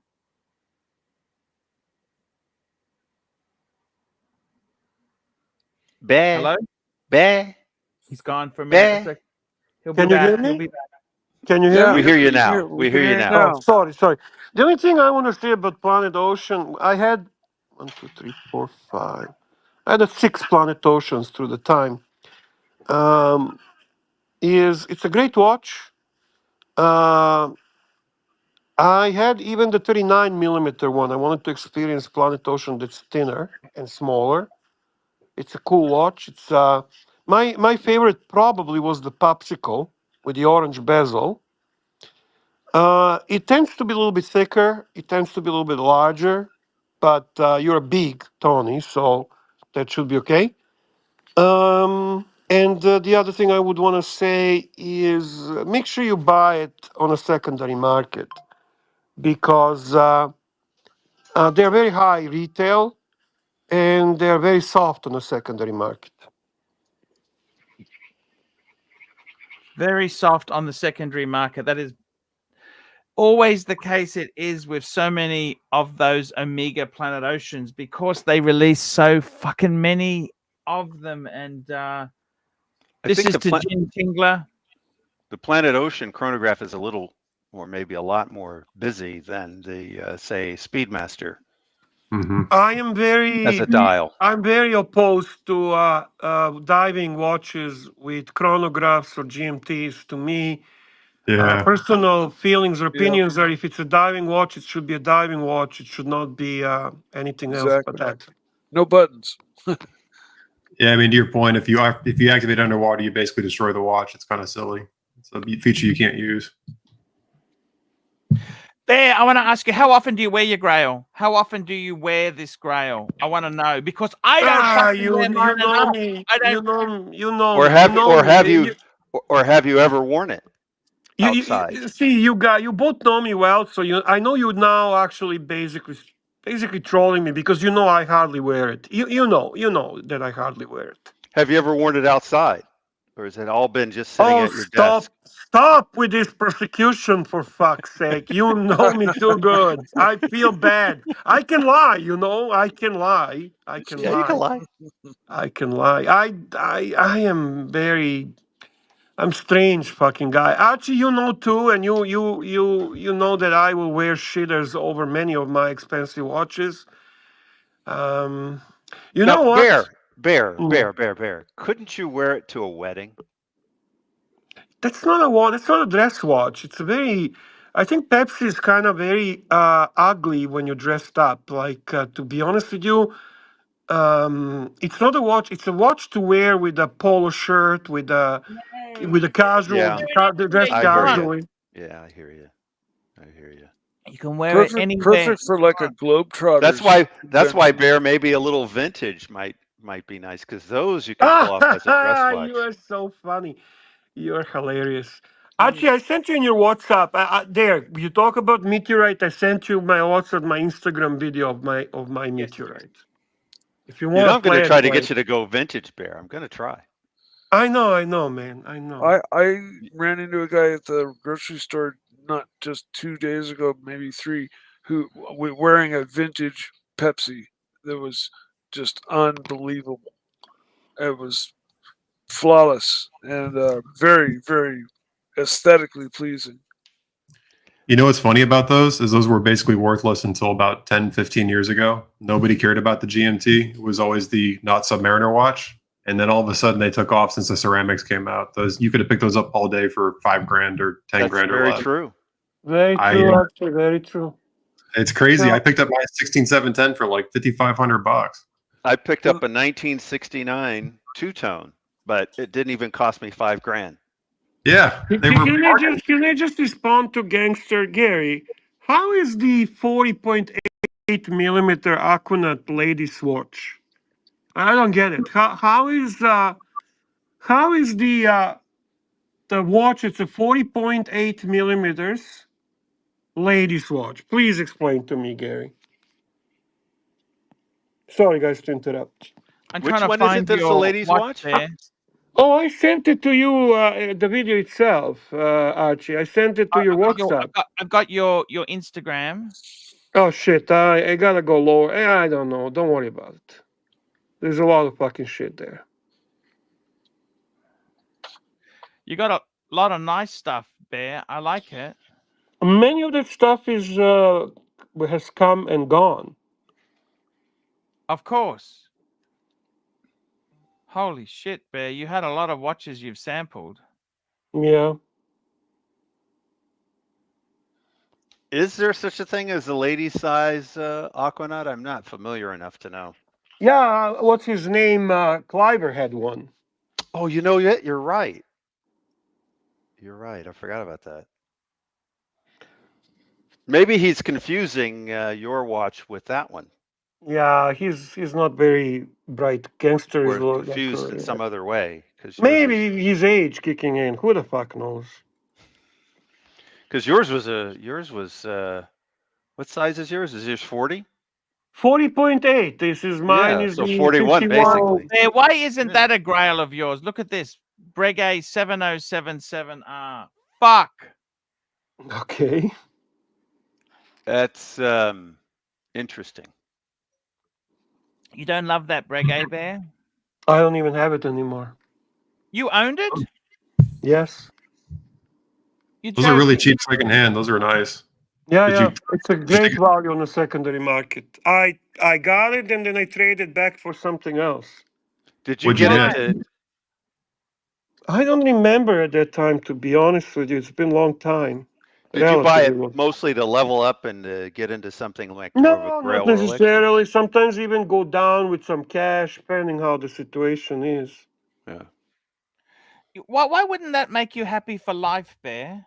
Can I be honest with you? I didn't like it. Why not? I didn't like the aesthetics of it. The aesthetics, yes. Originally, I thought this was very cool. Very, very cool. I think it's fucking amazingly cool. I could never... You know why I can't wear that watch, Bear? I'm not cool enough. Maybe I'm not cool enough either. I guess I'm not cool enough either because I don't like this watch one bit. For me, it's too close. It comes too close to strange for me. What did the crowns there? There's 3 crowns. What did the crowns do, Bear? Exactly. That's part of how it comes off too strange for me. No, like, what did they do? Is it what is it exactly part of why I didn't like it? I don't fucking know. Fuck me that. It is kind of anti-Breguet though, because they're supposed to be classy and timeless, and this is like avant-garde. It is kind of weird. Thank you. I agree. Yeah, I agree. exactly. Let me ask a question of you, Archie. I'm not going to allow this on my program. Simple question, Archie. If this was a Breitling instead of a Breguet, would you still love it? No, he wouldn't. I already know the answer, Bear, but I'm just asking him the question. If this said Breitling at the top instead of Breguet, would you still love it? If this said Breitling instead of Breguet, I would not even put it on my wrist. And I know Archie thinks exactly the same way. But it doesn't. It says Breguet. Please change that fucking... I don't want to look at that fucking picture. Please. From all the watches that you put that one. Come on, Archibald. What's with all the Breitling hate? I don't know about this one. Oh no! What it is I have a Breitling 765, a Type 20, because I like the look of the Type 20, and the Breitling actually came before the Breguet. So, and the Breitling is a lot more achievable. I mean, if I was going to get the Breguet and it had the same aesthetics, it would be in the 1950s, and it would cost 30 or 40 grand. Exactly. So I said, I like the Breitling. I'm going to get the Breitling. And he hates on the Breitling because it's not a Breguet. It's a snobbery. Even though a modern Type 20 is just fat all over. It's just enlarged compared to the 50 style Type 20. I just saw a Breitling get passed by. So what, Barry? You had a Breitling? I just saw one. Oh, yeah. I had a lot of Breitlings. Okay, and I see Tag. I'm not a big Tag fan. What's going on with that? Oh, I'm a huge Tag-Heuer fan. Depends on the tag. I even have a tourbillon. You also have that. He also has a Skipper, which is really nice looking watch. Yeah, I have a Skipper as well. Yeah, I'm actually a Tag-Heuer fan. There's certain nostalgia when it comes to Tag-Heuer. And I would say that's my guilty pleasure. I'm not proud of it. I'm not bragging, but you Hey, asked. good for you. Good for you.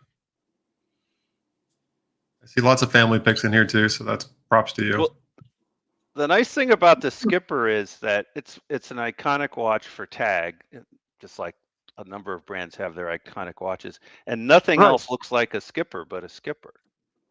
Yeah, it is very, very unique looking watch. That's for sure. It has a very interesting colors. It's a very nautical feel, nautical theme.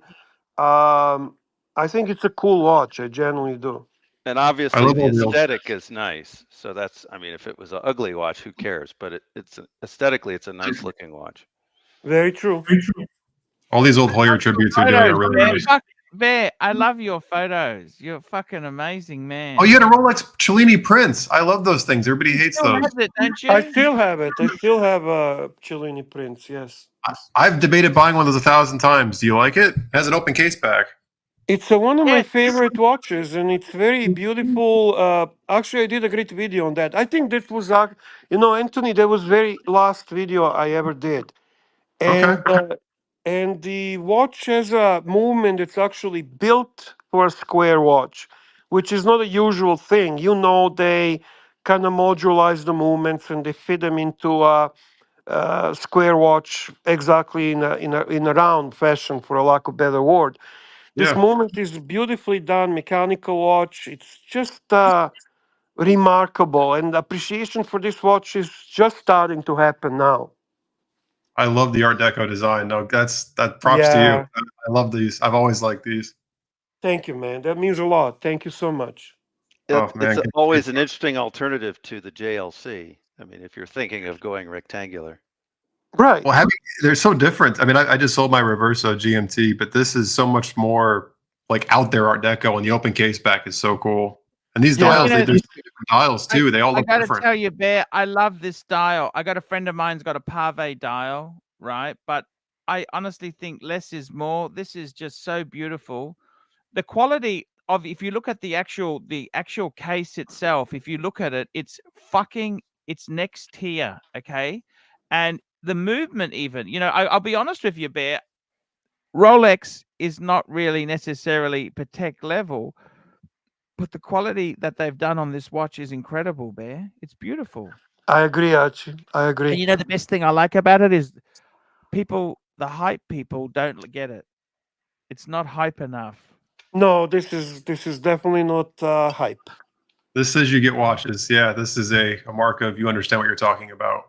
You know what else is cool about this one, Anthony? It was old stock, new old stock. Wow. My my dealer, who is my friend, the AD, happened to source it out for me. It was brand new when I picked it up. Did he give you a discount? Yes, significant. How does the strap work on this? Do those like covers for the lugs on the strap? Is it a normal size strap? You have to get a special strap to fit that lug configuration. How does the strap work? Yeah, because they have like where the lugs are. There's like a cover there, I guess, to make it look seamless. Is the strap a normal like 20 mil strap, or is it special for this watch? It's a special for this watch. Oh, okay. So it's high maintenance, but it's beautiful. Right. Bear, AC3 is my name, Bear. You know this, don't you? Yeah, you got some super chats, AC3.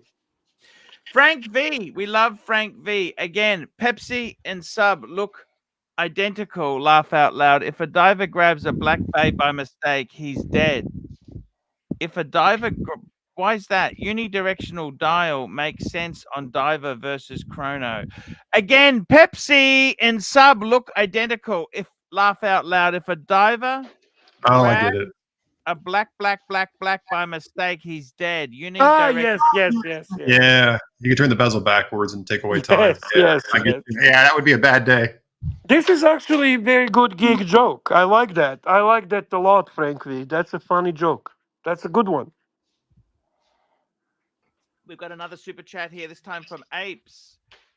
Apes, $5. Bear, thoughts on blank pane, Aqua Lung, a Putin favorite? I'm not. I owned two blank pane watches.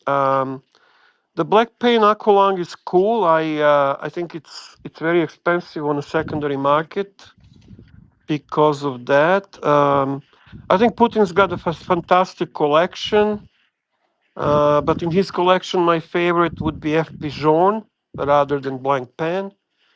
So that's it. That's my answer on that. I gotta tell you, Bear. I fucking love this Rolex Prince. Would you sell it to me, Bear? No, I actually don't want to sell this one because it's not something I can replace, and I actually like it a lot. Do you wear it? I do. This is, for example, something I would wear as a dress piece. Because, Bear, I gotta ask you something. Fuck me dead, Bear. You gotta wear your stuff. I've got a special. I want to show you something today, Bear. Sure, I love to Quick, see something special. Do you quick want to question see on my two AC3 Louis Vuitton commissions? before we start going into purses. What year is that watch? These are boxes. These are boxes. We all like a box, don't we, Bear? So this would be early 2000. What is it? 2000? What year is that Cellini, Bear? And then we can go It's talk I about don't know mine 2005. exactly, but it's early 2000. Yeah, they were a reissue of the original ones. So You know, it's the like a doctor's classic, watch. really. 20-year-old Yeah. watch. Would you like to see my two AC3 pieces, Bear? Of course, man. I'll go and get it. I'll go and get it. I'll go and get it. What is he getting, by the way? I didn't fully AC3 understand. box, LV custom painted AC3. Oh yes. Mhm. Actually, he did a good job on that. I like it. I like it a lot. Is box talk better than car talk, Bear? You know, I'm not a car guy. I'm not gonna But are you lie. really a box guy? I don't think you're a box guy. No, I do have a Louis roll, watch roll. Yeah, but you're more of a utilitarian type. I mean, you have it, but you don't want to talk about it obsessively. No, not about boxes and that. I mean, yeah, I don't see purpose of the box. I think I keep my watches in a bank. I like Exactly. storing them in coffins. You know, the Rolex style The original, coffins. yeah, the original coffins, yeah. Unfortunately, I don't have the original. What I did, I bought. They're built same as the when they were using the plastic. Now they use the cardboard, the paper. But when they were using a plastic, I bought same style from China, and I used that to store my watches and their cards. And the boxes are separately stored at another place. So that's kind of the way I keep, because I keep all my watches in a bank safe, so I don't want to experience anything similar to what Archie experienced. Yeah, no one wants that. Exactly. Now that I'm looking at this watch, I miss it. It's time to go get it out of the bank. Yeah, yeah. It makes I it better, right? You can't just grab it. You have to go on a journey to get it. It's part of the fun. That is true. You know what? You're right. So what I usually do, like, because my workplace is actually in different city than my home, and my bank is in the city where my home is. So what I do is when I get there, I go and I change. Maybe like I pull out 3 to 4 pieces, and that's my watches for at least a month. And then I go back and I change, and again, so on and so on. But in all honesty, Doc knows me well. There are pieces there that never see the light, and that's why they're teasing me. They're talking the way they're talking. I never tease you, Bear. What Sometimes, is sometimes. this a Cellini or a? Cellini Prince. Oh yeah, this is gorgeous. Thanks, Mikey. So, Doc, I don't know That's about you. What do you have on the wrist? What's your go-to? me. My Speedmaster, Moonwatch. That's my only like hot horology piece that I own at this point. Otherwise, I have my Orange Monster.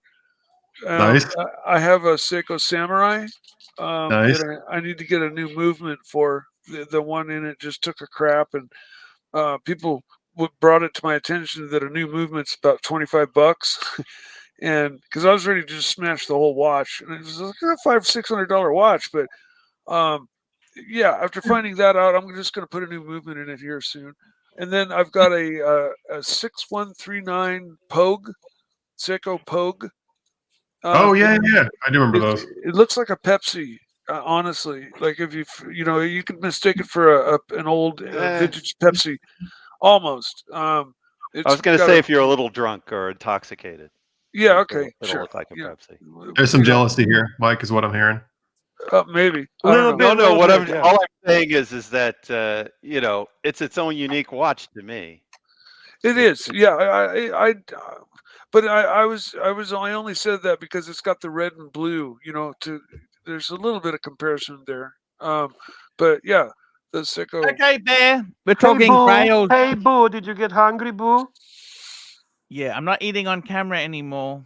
Just chewing. Okay, good. You can. I'm not gonna. Listen, I'm not here to enforce any rules. I'm just giving you advice, Archie. Okay, so Bear, we love a box. I love Yeah, boxes. we do love the box for sure. No more Grail talk. It's time for So box these are talk. 2 custom boxes, AC3 boxes, okay? Yeah. Da-da-da-da. So cute. That is so cute. What do you think, Bear? I love the AC3 insignia there on the front. That's a very good choice.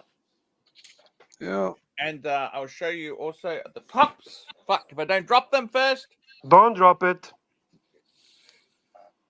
Well, bring one at a time closer to the camera. So we got a Brisbane Kangaroo Australia, and we got a Monaco Stripe. What's on that one on a It's a left? Japanese yeah. doll. Japanese doll. That's to honor your wife.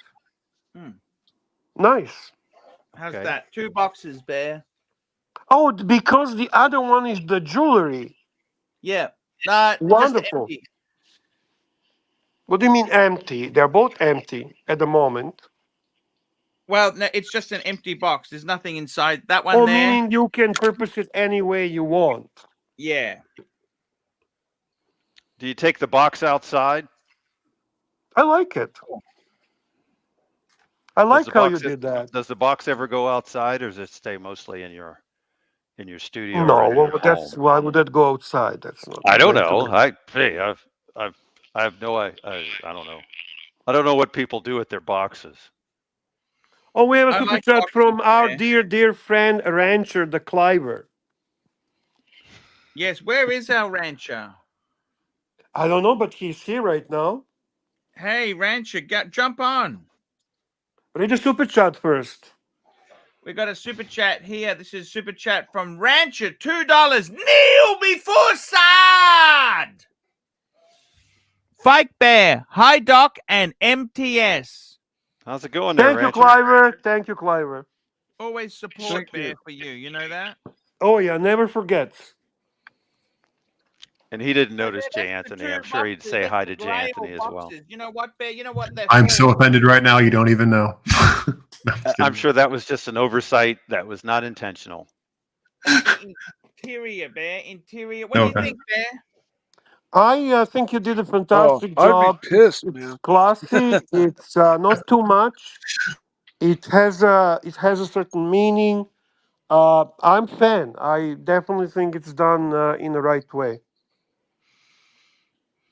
Archie, I'll pay you the biggest compliment I can. I don't like Louis Vuitton, and I like those boxes a lot. They look old school. They look like they're well made. I like the interior lining in the red. They are very classy.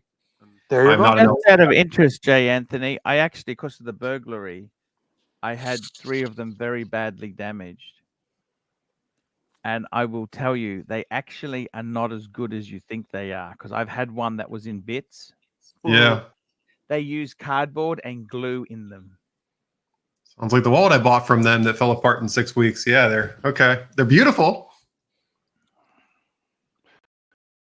It's almost like it makes you wonder what's the difference between that and a Chinese version. I mean, is a Chinese version Smell. going to fall It's all apart about even the faster? smell. Doc, I'm not even joking. Well, that's true. Doc, It is the smell. Smell. I'm not joking. That's besides the obvious, which is the Quality. metal. The metal. It's a first giveaway. The metal is very clingy. It's very lower quality. The smell of the Chinese copies. It has a subtle chemical smell, glue smell. Has a Well, the stink. It real stinks I instead of guess being. we it's a need to stink. bring It's a stink. Jay Anthony to fragrance. speed. The And reason that the the and reason it's a the topic is original, because you can sorry. smell the leather. The original, you actually, if you actually like the smell of leather, you will find it very pleasant. The reason it's a relevant topic, Jay Anthony, is because Archie bought a fake one and then he compared it to the real one. Yeah. Ah. And it's a bit like, you know, when I had fake friends like JJ, for example. He'd come on, fuck Archie, when you got around. a fake one when it came from eBay, You know, don't you agree, did man? It's like you, fake friends. You know, Archie? I have JJ a would come on, question. he'd pretend to be my Can you hear friend, and me? Can you hear me? yes, I He's can. Oh, choosing not to thank you. listen. So, when you received the fake one, Hmm. what was the first thing that you noticed? What was the very immediate sign that it's fake? Besides Uh, price. There was a few attention to detail wasn't so good. no, I do realize that. But what was the very first thing you The noticed? smell, it stank there. Exactly. That's what I'm telling you guys. They can never replicate Louis' real smell of the leather. I'm telling you that. That's what the first thing you should do. Sniff it, big boy. Super chat. It's actually not leather. Believe it or not, it's actually vinyl. Isn't that Is like it the a canvas? nasty? Is it a nasty vinyl? that is Nasty canvas. That is vinyl. That's what I was canvas, thinking, not Bear. leather. Nasty I think the vinyl. suede inside is leather. That's leather there. I don't have that. I have the roll, which is fully leather, and it Now smells nice. You this have the is roll? Sorry, you have the what roll do you have? The graphite. I want to That's point not out leather something. either, Bear. That's fake. I've got that too, Bear. This Bear, is I historical. got this one. Yeah, mine is black. No, but that's vinyl. That's not leather. I thought it's leather. I don't know. Mine is. No, that's that part there is leather, but that's Well, canvas. okay. Well, mine is not canvas. Mine is all leather. No, the trip, Bear, it can't be. If it's graphite, it can't be. It's vinyl, Bear. For an Okay. upmarket Bear. As long as it's not nasty vinyl. I'm going to point out that this is a historical moment that the We rancher got has Rancher. back-to-back super Rancher, chat. $2. Sniff it, Horn boy. Sniff it, sniff it, sniff it. I think that's the Yeah, first you're time right, we've seen that. Doc. That's history made. History I think made. it's the first time ever. I got to tell you something, Bear. Please listen to me, okay? Are we done with box talk? Well, we're talking grails. See, the truth of the matter is, with these grails in our life, right, we can only try our best, Bear. And I got to tell you something, Bear. Sometimes we don't know what happens. You know what I mean?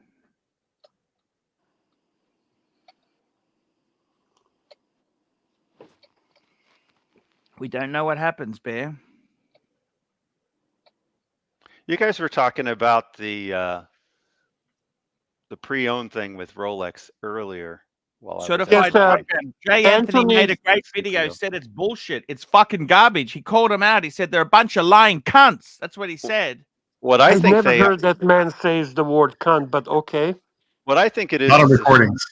I think it's a short-term grab. I think their target audience are the older guys, the guys who don't want to go on the internet and figure out who's the best place to buy the watch from and all that. They're not in the forums. They're not doing all that stuff because I have a friend who's the same way as the rest of us in terms of not buying it from Rolex that way.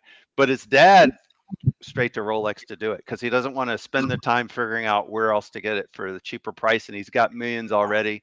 He's worth multiple millions. He'll just go ahead and get it from Rolex. So that's what I think they're doing. I think they know that. Rolex.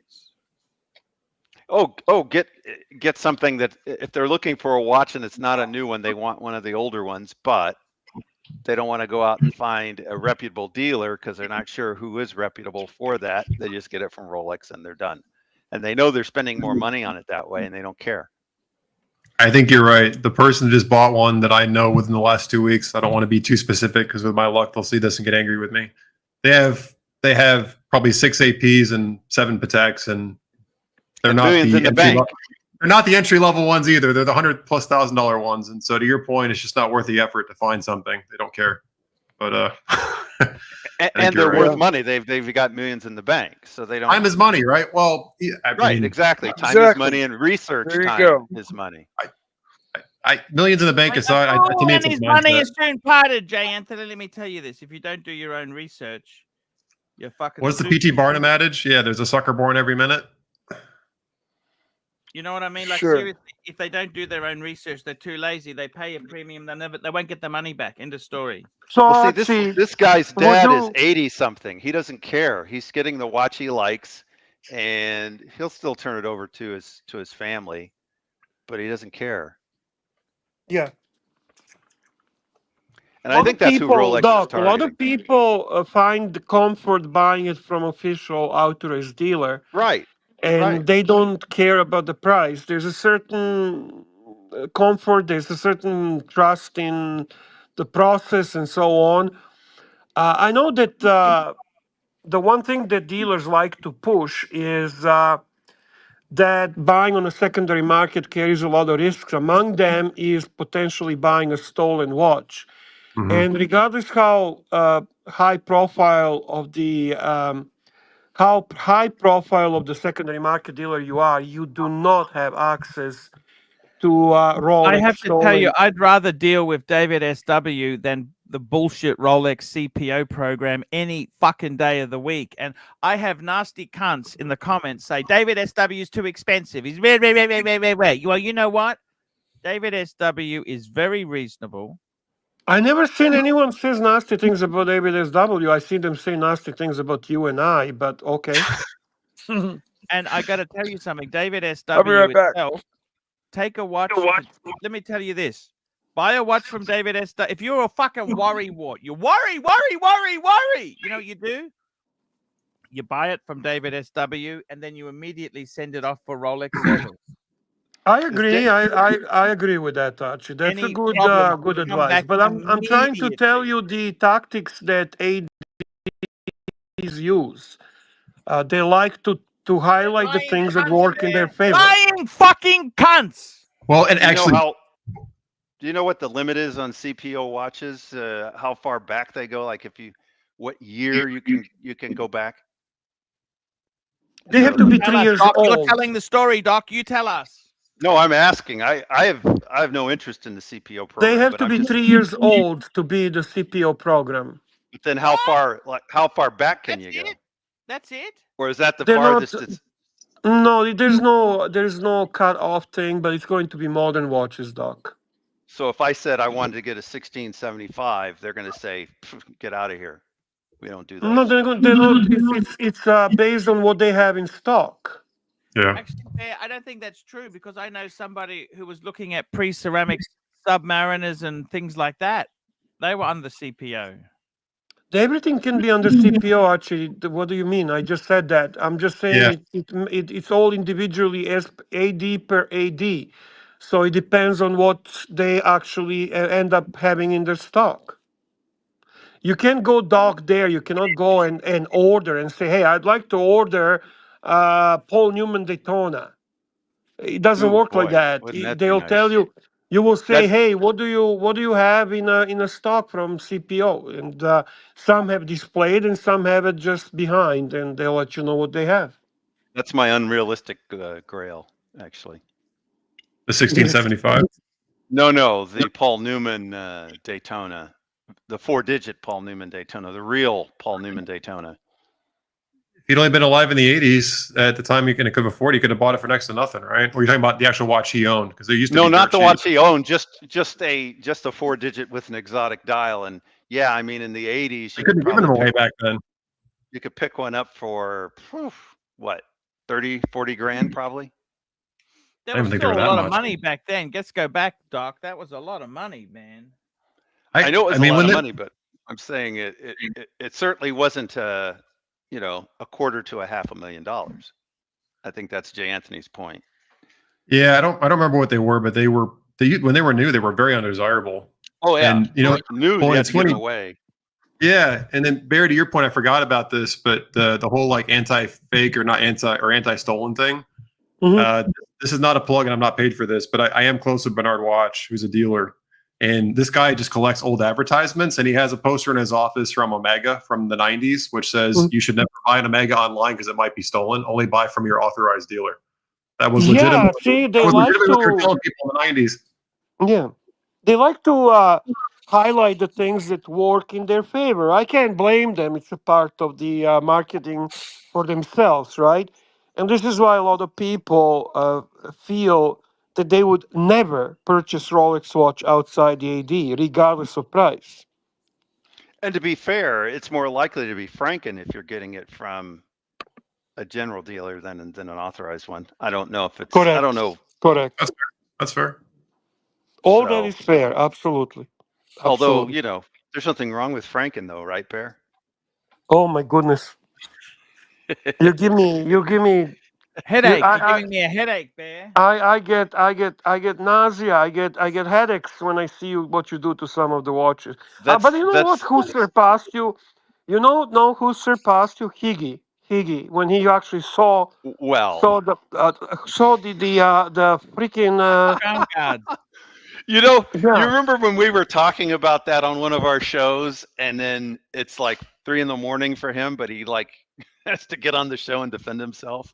That was pretty Yes. impressive. Hey, listen. He doesn't have to defend himself because everyone is entitled to do what they enjoy with their watches and so on. But I'm a guy who doesn't even want to put a strap that doesn't belong to a watch. You know that. I have obsession with that. And when I say defend himself, I just mean he had to make it clear that he wasn't as crazy as it sounded.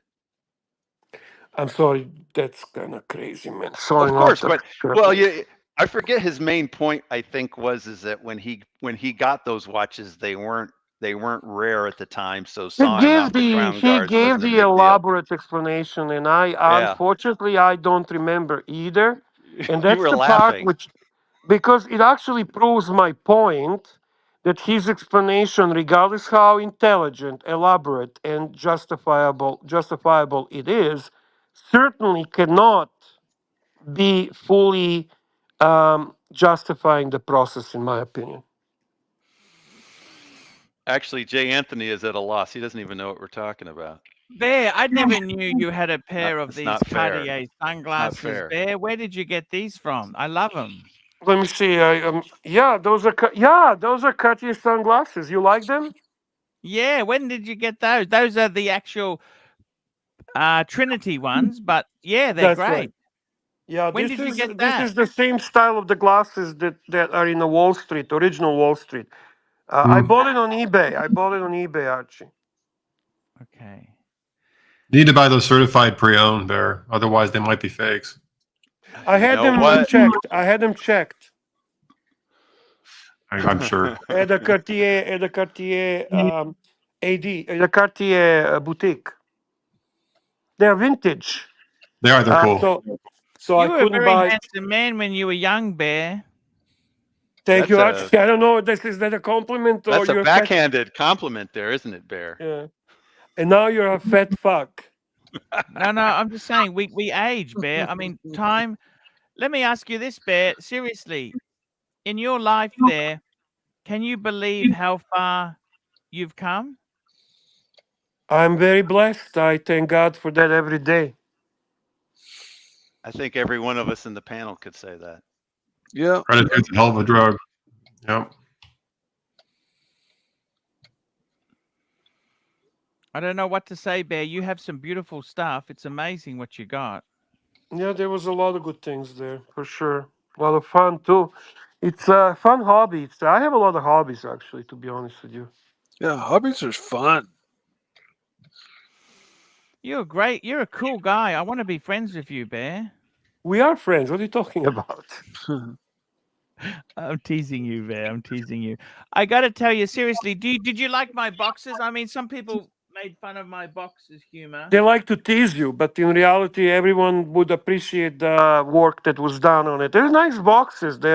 I mean, as Anthony gave you the best compliment he can give you, he's not a fan of Louis, and he's obviously not very intrigued by watch boxes and so on. But even he thought that this looks very nice and very, very classical, very, very vintagey looking.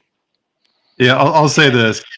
Louis Vuitton is famous for their luggage, their history, and that to me is an ode back to where they started. So that to me is what Louis Vuitton is, not what it's become, and I respect it. I got to be honest with you. I think it's all changed, Bear. They're no longer. They're trying to sell fashion. Like they really want to sell clothing and shoes and shit. It's a real disaster what happened with these brands, Bear. They're very. They're just. I got to be honest with you, Jay Anthony. Who the fuck thinks it's normal to buy $1,000 pair of shoes? You know, it's just ridiculous. Like this high-end fashion, and it's not super high-end anymore. It's trying to go for a middle-class market. I mean, do middle-class people? Can I please show you something? Are you talking about Tommy, or who are you talking about? Right yeah, now? I want to show it. Can I play a clip? Can I please play a clip? Can I have permission from you to play a clip? Yes or no? Yes, Archie. You have all the permission in the world to play any clip. Because I just don't want to upset you. That's all, okay? No. I'm not going to be upset. God bless. Next thing Archie's going to say is you shouldn't buy a $27,000 pillow at this point. Is that right? Oh, that's Tommy. Yeah, Tommy. The NASA. Well, he bought the $5,000 shoes too. He got those. Who's that guy? That rap guy? Please tell me you have Hermes pillows too. Okay, I'm going to play this. See what you think of this, Bear. Don't be angry at me. Not angry. The big difference between a GL and a GLI is the I, because the I stands for I am bloody brilliant, I am quicker than you on the road. It is an extension of a man's ego. It's like having a 5-bedroom detached house in 3.5 acres of countryside. There ain't no way that somebody's going to tell me that having better spec on a car, CD or whatever, is better than having the I badge on the back. It means I've got status. That's what it means. I got status. It says I have small anatomy. Is how I read that, but that's cool. I like that, Anthony. Oh, wow. Too funny. He's a fat fuck, too. He's a fat fuck. Fat fuck. We love fat fucks, Archie. We love fat fucks. We identify. Properly nourished. There you go. First thing to do is if somebody's up your tailgate, wanting to get past, you have a look in the mirror, you can see it's a Vauxhall Cavalier, you have a look at the bumpers, if it's got colour-coded bumpers, that means if the bumper's painted the same colour as the car, it's something other than a base. It's got to be at least a GL, so the chances are it could be a GLI, so you're on a par with that guy. But if it's got like headlight washers, you look in the mirror and it's got headlight washers, you think, oh my God, it's an SRI. Headlight washers, man. I know, this is funny. Drop the car down, put the indicator on and pull over, and you really thank you very much as he goes past. But there ain't no way somebody go past in a base. Base model is not if they're going to the same place as me. Have you ever seen American Psycho, Archie, with the business card scene? Yeah, I love American Psycho. This is like the business card. It's got the better watermark. Okay, I want to show you another bit. Archie actually did a tribute to American Psycho, and he has a couple of videos where he drives Mercedes just like American Psycho. Archie, have a super chat. I don't want to change your thing, but Patel wants us to go shopping again. Come here. Archibald. Yes, sir. Here we go. We got a super chat. We got one from Patek Philippe, $14. Take the panel shopping on the FP Journe website. Okay. You know what sucks about this process? There is literally no sense shopping because there's nothing you can buy. Well, Before it's we just do like the looking at shopping, I want to Rolex, get man. you into the right mood. Can I get Actually, you do you think that they're maybe even worse than Rolex if you think about it from the perspective what you can buy? 100% Bear? They're total wankers. Now, I mean, is there actually, okay, I am not familiar. I really would like to know this. There is is no anything FP, available? like we don't have anymore in Canada FP Journe dealers. That doesn't exist. So when you go to FP Journe authorized dealer, do they actually have anything there for sale? Is there anything you can walk in and buy? No. So what do they have? Do they have like a Rolex, just exhibition pieces? You know what's funny about those exhibition pieces is a lot of them are real watches. They just don't want to sell you. Correct. That's for Rolex, right? Yeah. But what about FP Journe? What do they actually have in their stores? I never been in one. I'm asking, like, do they actually have any watches, or it's just a store without the watches? You walk They in. register interest. JJ got one, Bear. Okay. So how does it work? Like, do they have catalogs, or like what's the process of going into And the AD? register interest, Bear. Register interest. Okay. That's basically it, Bear. Register interest and come back. So Patel wants you to go to FP Journe website and for you guys to do some shopping there.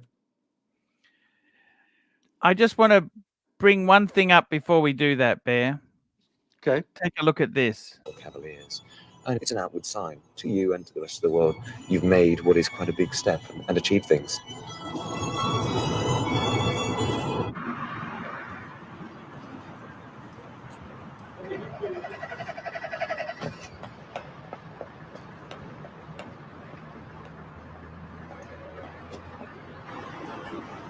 E36. E36. Poop, poop, poop. Oh, I used to have this car, 328. I turned up in my fairly grotty old Sierra to pick up my first BMW. And there she was with the 1st of August registration. So everybody on the road knew that it was brand new today when I drove it out of the car park. Yeah, pre-facelift.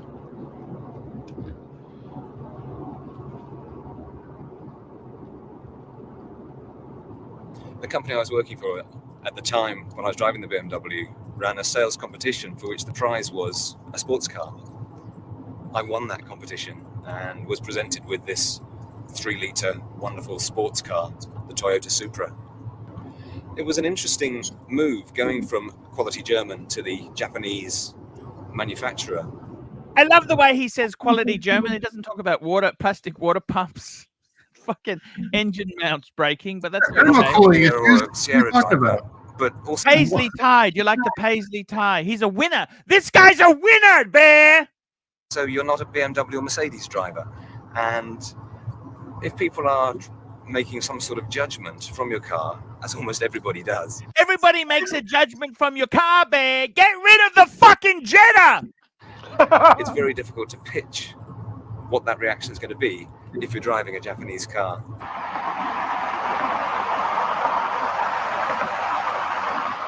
I love the E36. Same. I've had two. I love them. Yeah. My next car after the Supra was a Peugeot 309. The background to that was that I left the company that I had been working for and set up on my own, and obviously wanted to keep the cost base down. So went for a much, much cheaper profile of car.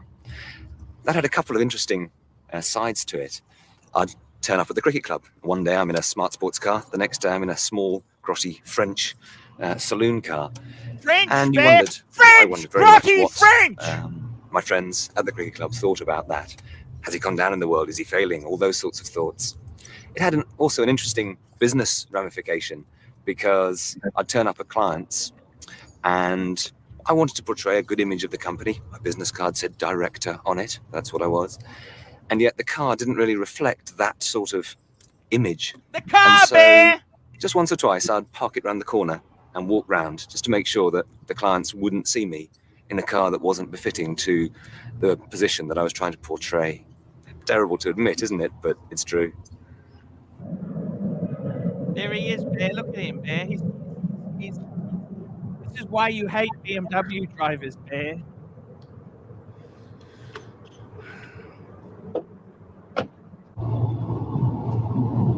What a disaster that was. My business failed and I lost a lot of money. I lost my nice big house. All because he drove a shitbox, Bear. And it was even a major factor in the breakup of my marriage. And his marriage collapsed, Bear. Now I'm trying to rebuild things. I got a job Holy shit. for a short while with a Cavalier, and then I moved to my present company, where the benchmark car for my job as regional manager was, and still is, a Mercedes 190E. I didn't really want a Mercedes. I know it's a lovely car, but somehow the wrong sort of image, wrong sort of profile for me. And so over a period of time, I worked on my boss, really by saying, if he really wanted to motivate his new employee, shouldn't this be something that he should be considering? And Exactly, Jimmy. that actually gave me another slight problem, of course, because I had a different car coming to me than my contemporaries. And the last thing I wanted to do joining a new Where the fuck does this guy get his words from, Bear? company was I don't upset. know, Archie. You tell me. So I went through a process of just laying the ground rules or foundations a little bit, saying that I hoped I was getting a BMW rather than a Mercedes. And then a few days later, well, I hoped there was going to be a few bits on it. Whereas, of course, I had specifically asked for the leather upholstery, for the sunroof, for the quality radio cassette. And so in that way, when I actually arrived with the BMW, I didn't put their noses out of joint. And that was important, having just joined a new company. Man, this guy's has got real problems. No kidding. No What a kidding, loser. Archie. Trying to get a better standard of car is really a universal objective.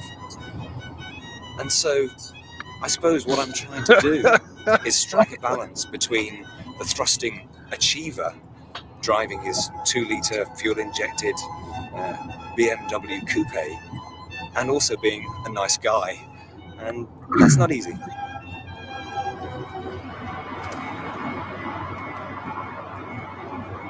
What a strange channel or man. whatever that is. What a First world mentality. So, guys, when you ask what Archie watches on YouTube, there is your answer. This is exactly God. what Archie watches. And I like Archie the likes guy that who car. says, look in the mirror and there's a Cavalier. Has it got a colored bumper, color-coded bumper? Because then I know it's a base or it's a There's GLI. opportunity for new series, Driving with Archie. Seriously, can you believe? How come these people are so superficial? I don't know, Archie. You tell us, aren't you? Maybe Mommy they didn't have love an. Maybe they have an M. Is your car good enough to be superficial, Archie? You know what?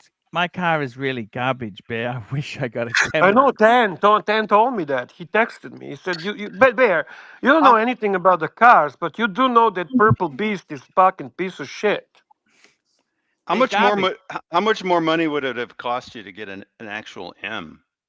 The men's car. Double? Double from what you Double? paid for.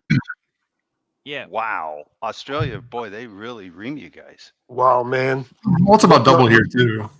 Well, M is a lot more money, anyways, Yeah. than the standard.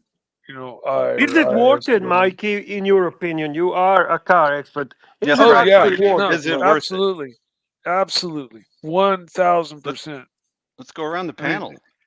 Only two people in the chat funny, have M man. cars in their garage right now, right? So why don't we talk? I have an M car and there's another M car on this channel. What do we think? Are they worth it? Well, no, Oh, yeah. I got an M car. Sport. Fuck you. I got an M Sport. There's more M badges on my car than Oh, your Archie, car. you forgetting I have no- Archie, Tanzil is getting a little bit upset, Archie. Yes, we've got to go to the FP. You're ignoring his super chat, big boy. There, you made a Oh, very good point there. Is there fucking anything that you could actually buy from FP fucking Journe? And this is the problem. He wants you to go to their actual website, Archibald, not to Google images. Now here we go. We're in now, Bear. Do you want an FP Journe? Let's start there. Do you want one, Archie? Yes, badly.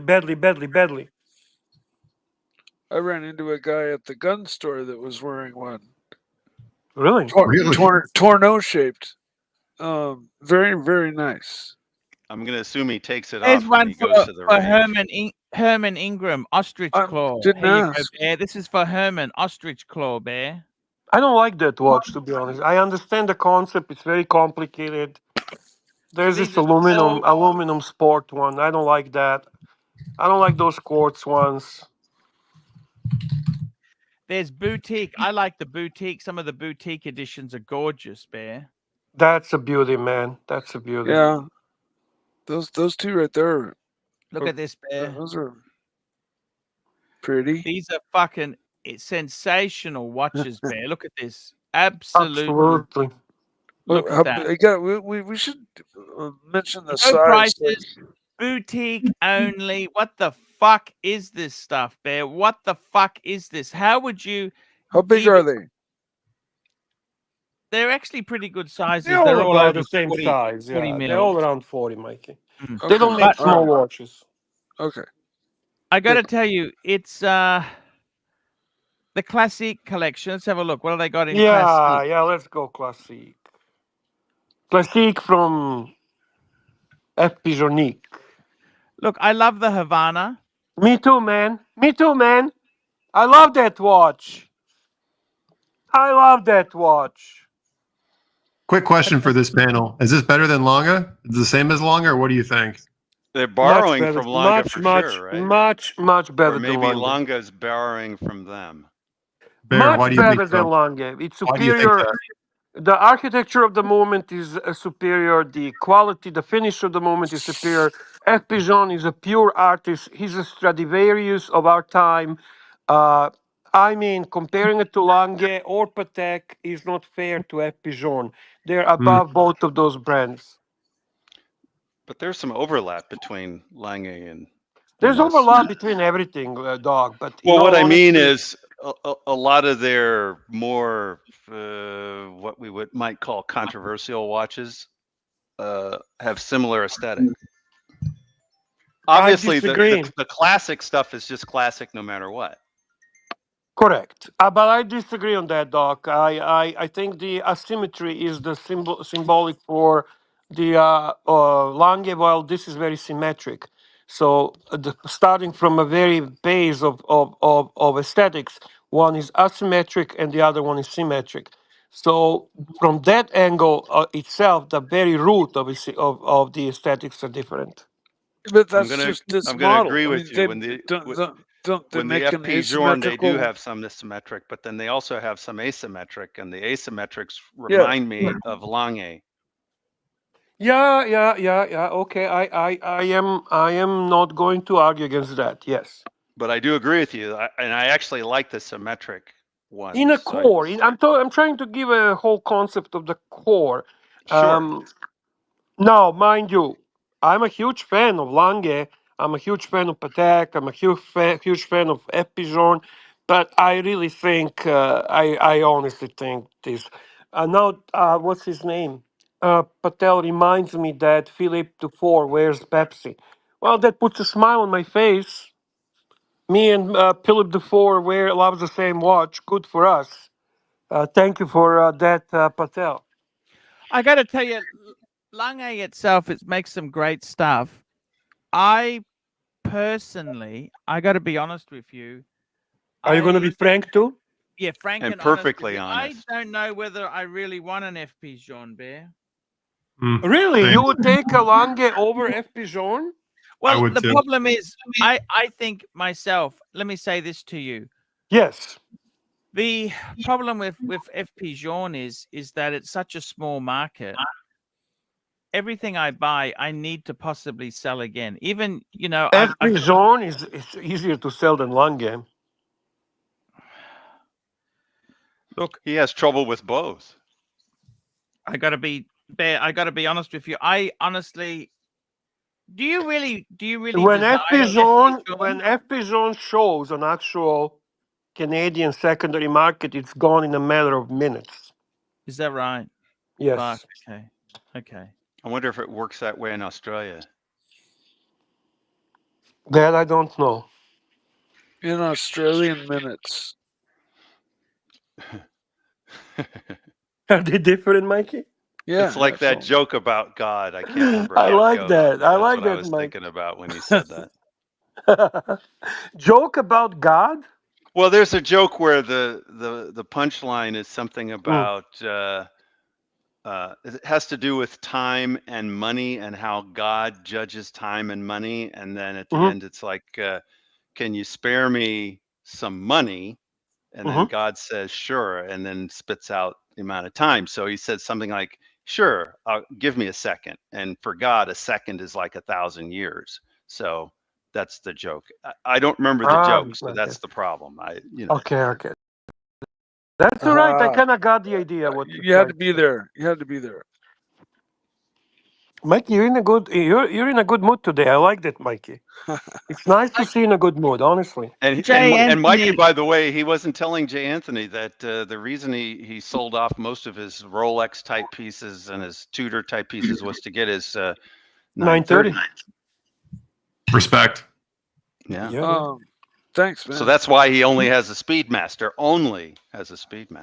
Well, he's got other watches too, but actual Mikey's true passion are cars. Did any guys here know if Rich, what's his name? You know the guy, what's his name? Rich Buddy. Did Rich Buddy ever get any FP Journes? No idea. Is he even around? He was he was nuts about the brand, wasn't he? The way I remember him is make me. What did he say to Marco? Make me make me a Marco. Make me a Marco. Yeah, that's what I remember. And I remember when he jumped in the water for Archie to get some super chats, which is respectable. Those are the things I actually remember. He wasn't a bad guy. Well, he had his moments. I'm not going to go into that. Actually, we really don't want to go into that. Believe me. But the thing is, I just wanted to know: did he get any Journes or not? He was so into the brand. The only person I think that can confirm that, as Pavel said, would be Badestad. I think that's the person that can let you know he's a friend with Rich Buddy. And I mean, Rich Buddy himself there, I know he went a bit crazy, but I had some good times with him, okay? Oh, he was a great panelist. Are you kidding me? He was one of the better panelists. He was always interesting. Always interesting, never boring. That's he had true. Some never a dull movement. And he loves watches, that's for sure. The guy was really watch enthusiast, no question about it. Genuine. Archie.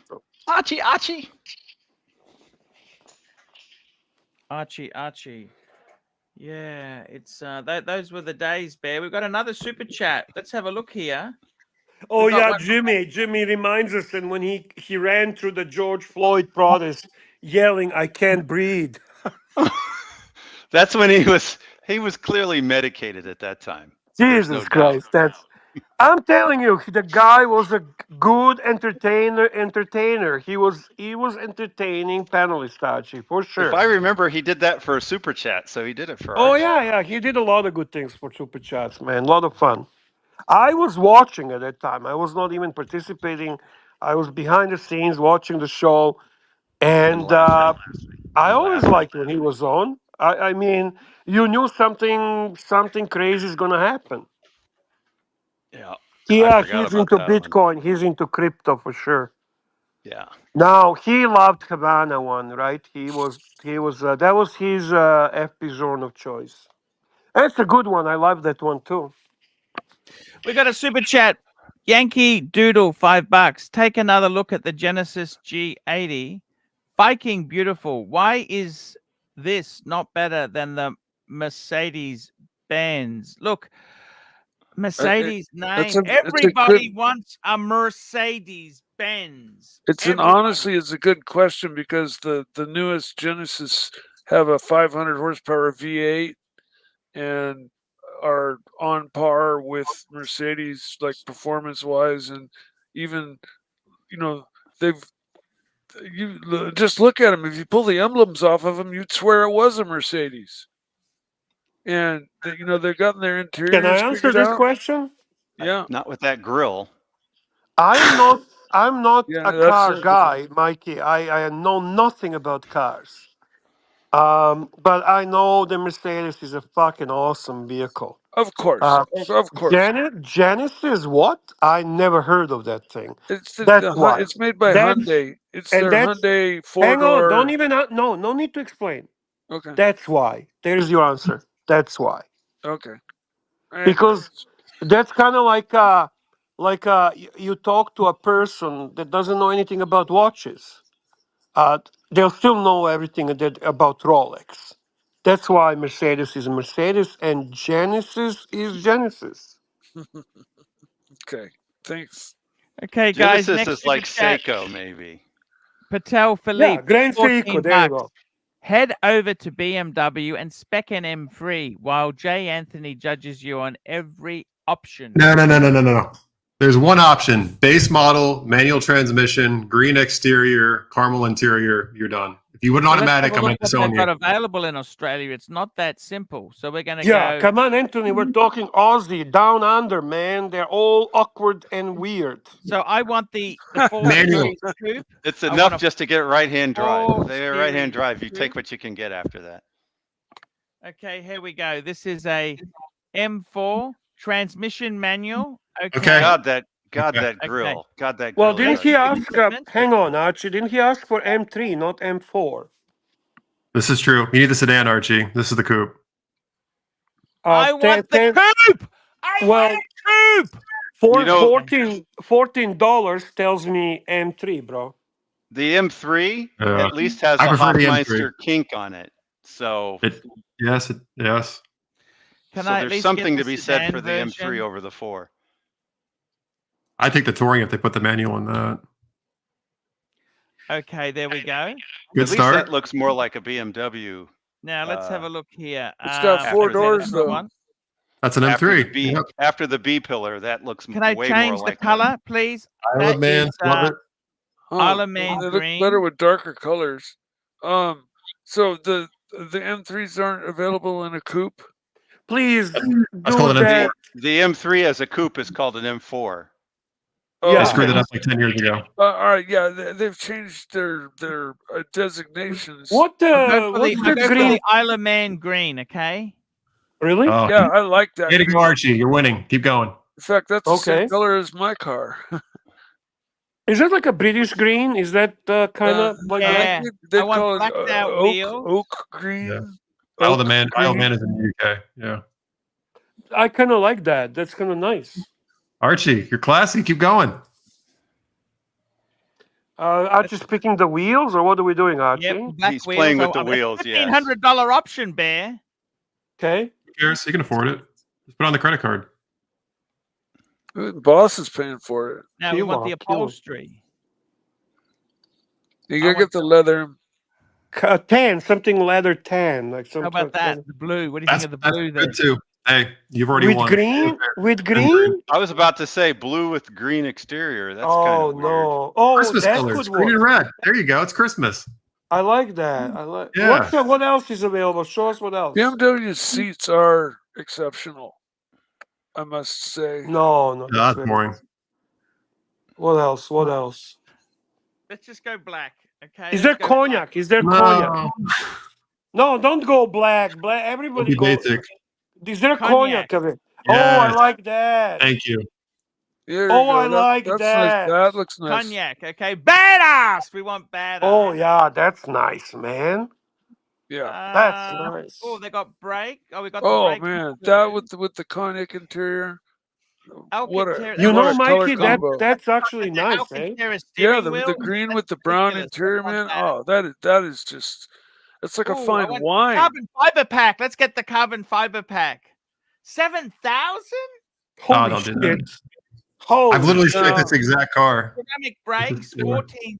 Fuck that. You don't- Ceramic you don't need brakes that shit, are only no. good once it's warmed up. When they're cold, they're a bitch.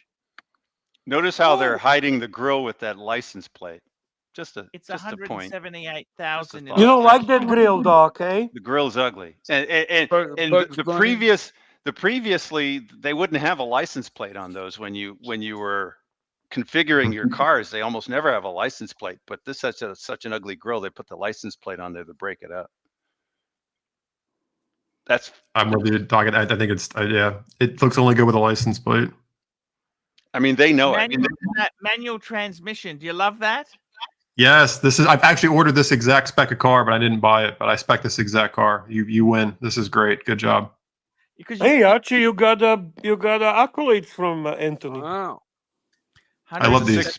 It's a 6-speed, right? I'm assuming they wouldn't Yeah, 6-speed. screw that up. Mind you, How the much? ZF How much, big boy? 178, Bear. Look at the bottom there. Oh, you can't see it. I'll take the super chat off. No, it's sorry. over there. You can see it. Okay. 178, 350. Wow. USD. This was like 80 when I looked at it, so you guys get screwed. Why don't we get Boy, a oh boy. monthly payment? Forget. I don't care how much it is. What's the monthly payment? Monthly payment. Okay. Deposit. I want to put Deposit zero. 10,000. I want to put negative 10,000 to get out of my one. You're gonna pay it off in 15 years. A balloon. I reckon the balloon at the end of this will put 150,000 balloon. Only 10% interest. How cheap? Oof, oof, oof, oof. It doesn't like my balloon. Well, we'll give it I reckon give it 80,000 balloon. Okay. What a balloon 5 years. do? What the fuck is a balloon, What's a Archie? balloon? Okay, you know balloons. Okay, you go to a party, they have balloons, right? And then you pop them, and you see something you don't like, so the balloon hides it. Okay. What are you picking here? What is balloon in this Okay. case? Hey, what a balloon is! After I've paid the 5 years of payments, I still owe money. I see. That's the big payoff. Yeah. And BMW uses trendy words to hide the truth. Okay. Okay. They use terms like full circle and they use really cool words. You know, it's like that posh guy. They just who don't was put the talking word about jerk in how there. It's a the guy who true went circle broke, who jerk. lost everything. He didn't mention that he had an uncompetitive product and the product was shit. He just mentioned that because he was driving a Peugeot, it all failed. I see.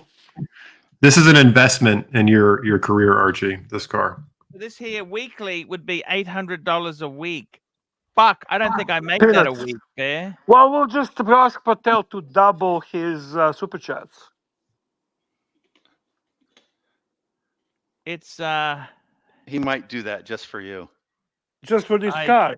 Archie, we have another super chat. You can still leave this car on, but just pick up the super chat from a wonderful Thomas Burnett and we can answer. Thomas Burnett, £2. Should a Grail be within affordable reach or fantasy? I think it's got to be reachable. Yeah. Attainable. Hard to reach, but still attainable. Yeah. It's not a fantasy watch. Grail watch, in my opinion, has to be something that you eventually can get to. That's the way I see it. Like with cars, you know, you can the same thing. You know, there's cars that you can dream to achieve and possibly get. You know, within reality, and then there's cars, you know, like old vintage race cars that you just Well, let me absolutely explain it to you, Mike. adore. There's my 330 that I stretched and added and put everything I could in and got it. And then there's the M3 on the screen, which is just completely unobtainable. Even me would not get an M3 because it would financially kill me. Okay. Yeah, you get a lot of I'd car get it when you go repoed to after about full 3 M. months. And don't forget the maintenance on an M, these M's here, is pretty high. We're not all Donny Haynes. Talking about all this great talk about spending money, we also have a financial advice question coming from none other but your dear friend Yankee Doodle, Archibald. Yankee Doodle, $5. My stock portfolio had a 70,000 drawdown this week. What to do? How is it done in the past? What are its So that trends? means he might have to actually put a margin call. Sometimes when the value falls, you've got to chip in. Oh, that's dangerous shit, Archie. That's equal to gambling, dude. I'm not giving any financial advice. I'm going to assume positive and that you have a lot invested like some other people I know. And then you make a game out of it. And every time it goes up and down, you say, there goes this kind of a car. So That's I'm right. right there with you. I lost a Porsche last week. I got it back and now it's gone again. So enjoy it. Easy And come, easy go. my advice is to be consistent, to not overreact, and keep buying when you can. Yeah, that's Although good I advice. love a certain presidential candidate wants to tax you every time the value goes up. Well, then don't vote for that certain candidate. Yeah. Well, that's the thing. They call it unrealized gains. What do you think of taxing capital gains, unrealized capital gains? I've never heard anything so fucking ridiculous in my life. Of course. Communism. Talking about margin call, Archie, isn't that one of your favorite movies? I love that movie, Margin Call. Me too. Definitely. Me too. Definitely one of my favorite movies of all time. I've And, never seen it. Oh, you should. Look, if things go bad, I got to be honest with you, Bear. If things go bad, That emergency meeting was my favorite scene. with Demi Moore in it, Yeah, Demi Moore's so hot, man, at one Simon time. Baker, he's Australian. Did you know that? No, I did not know that. Yeah, Simon Baker. Honestly, yeah, pretty cool, Australian. man. Pretty cool. Yeah, no, that was. I like. My favorite scene in that movie is when they're talking about how he spent $1.5 million salary, Yes. and he's sitting on top of the roof on the railing. He goes, he talks about how he spent. He helped his parents. It's exactly like you'd imagine it. He helped his parents. That'd be like good Bear. Bear would do that. I helped my dad. I helped my mum. Blah blah blah blah. Mhm. I then played this. Da da da da da. Then I spent the rest on hookers and wine, and I wasted the rest. That's right. That's right. That was a great movie. I'm just Excellent. showing. I'm not looking. I'm looking at my beautiful World Time. Why don't I wear it more, Bear? I need to wear this more. I agree. It's a beautiful watch. I mean, that is my Grail. I tell you, Bear.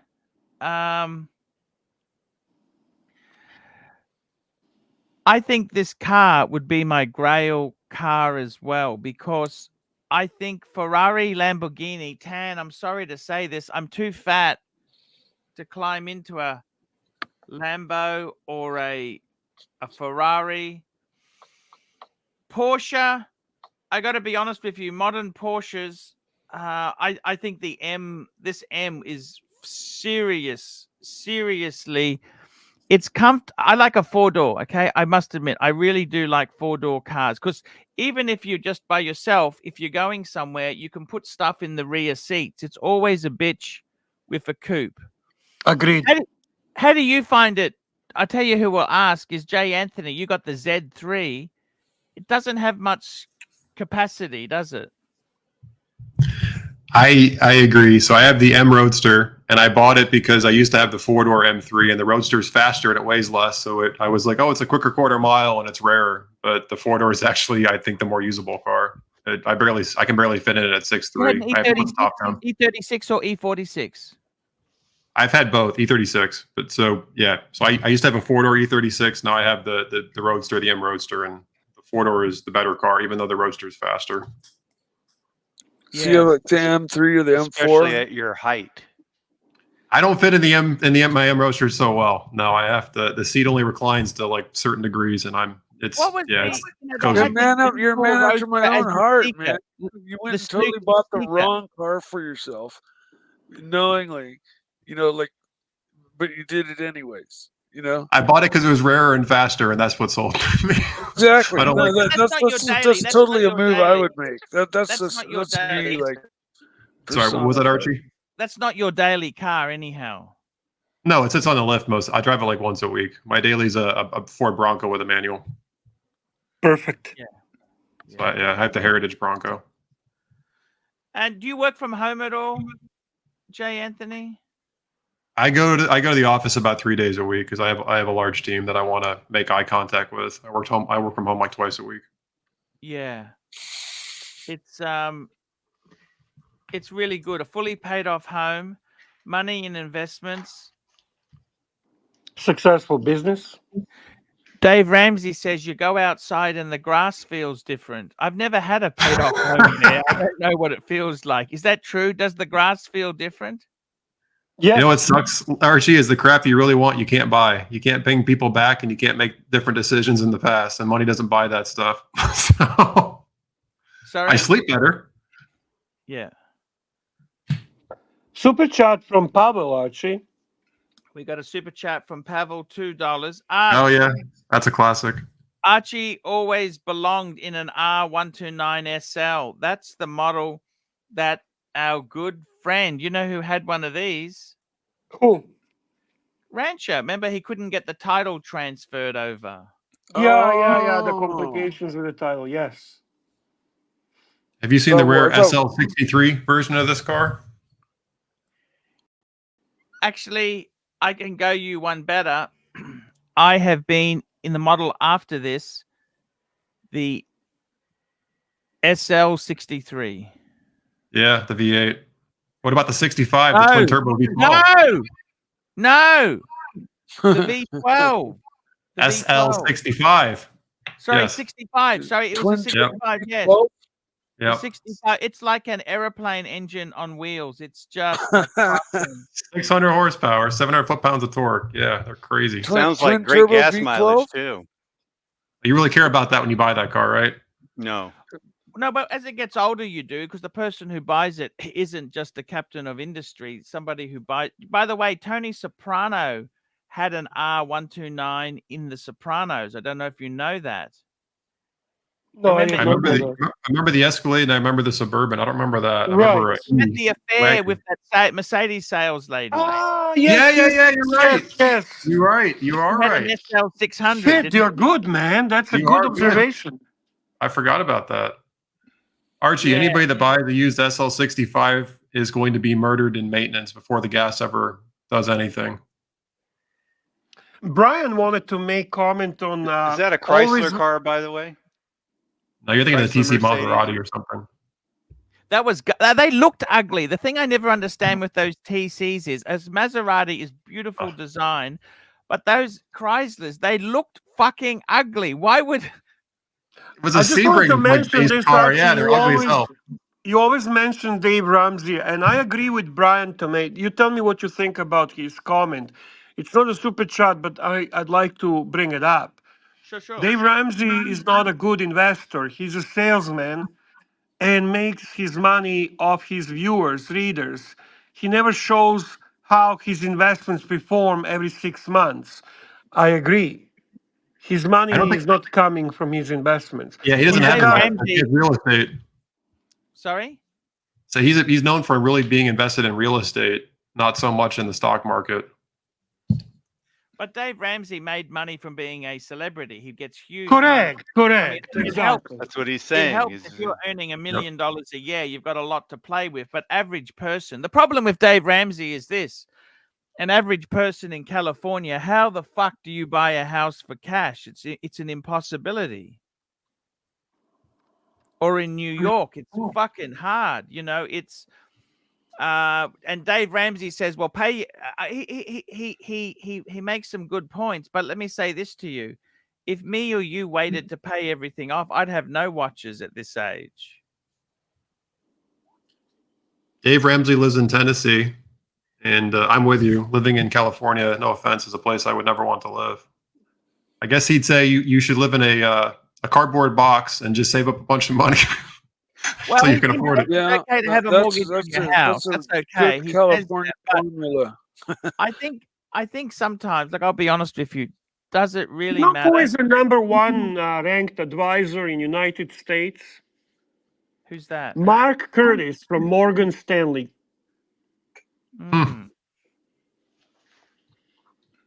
What is he? He's an advisor. He's the advisor for investing from Morgan Stanley, and that's exactly that. You have no idea who this is, right? Would Because you it's ever not. go to a financial advisor, Jay Anthony? I have one assigned to my account that I occasionally get advice from, and they hassle me to buy stuff. They were given to me based on my portfolio. I didn't seek them out. Yeah. And There they you go. annoy you or what? What was that? They annoy you? They've been reasonably helpful. I'll give them that. And the California thing too, where I live, a bunch of people from California have fled and have made my city as unobtainable as the places in California they fled from. So don't let them go anywhere. That's No what they offense, do. but yeah. Jimmy My says, guys- Jimmy mentions the Kramer guy, and he obviously makes a joke about him. Just do Cosmo opposite Kramer. Oh No, yeah, no. yeah, yeah. Fast money. Just do opposite from what Kramer says. That guy is worst advisor in the history of Oh, advisors. yeah. He is What funny. about Caleb Hammer? Hey, would you ever watch Caleb Hammer? Of course, Arch. Financial audit. Do you like that? I do like that. You do? I like to watch it and laugh at it. Yeah, I mean, there's some of those. I mean, I like Caleb. Did you watch Graham Stephan? Are you guys Graham Stephan fans? Fans? I'm only ArchieLuxury fan, but I know of Graham Stephan. I kind of got into Graham the older British humor stuff, like Absolutely Fabulous or No, AbFab. Graham Stephan is a financial advisor on YouTube, Mike. Oh, I thought we were talking about TV shows.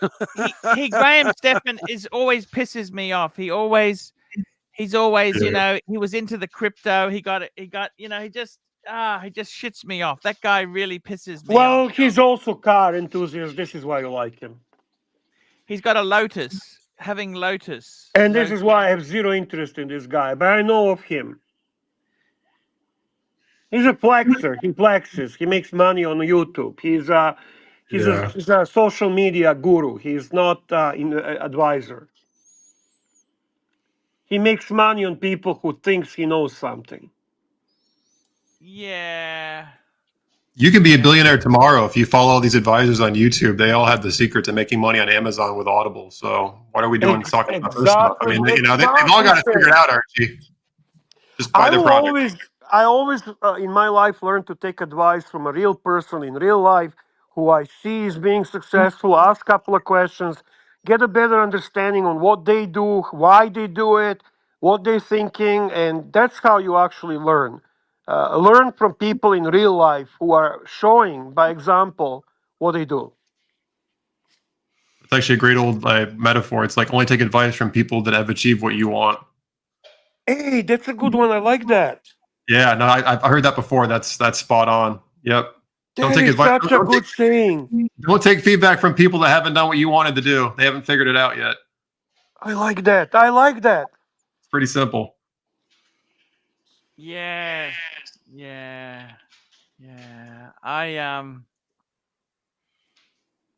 That's very good advice there, Bear. Some really well, my biggest mistake was that at one point I took ArchieLuxury as my main financial advisor, and I.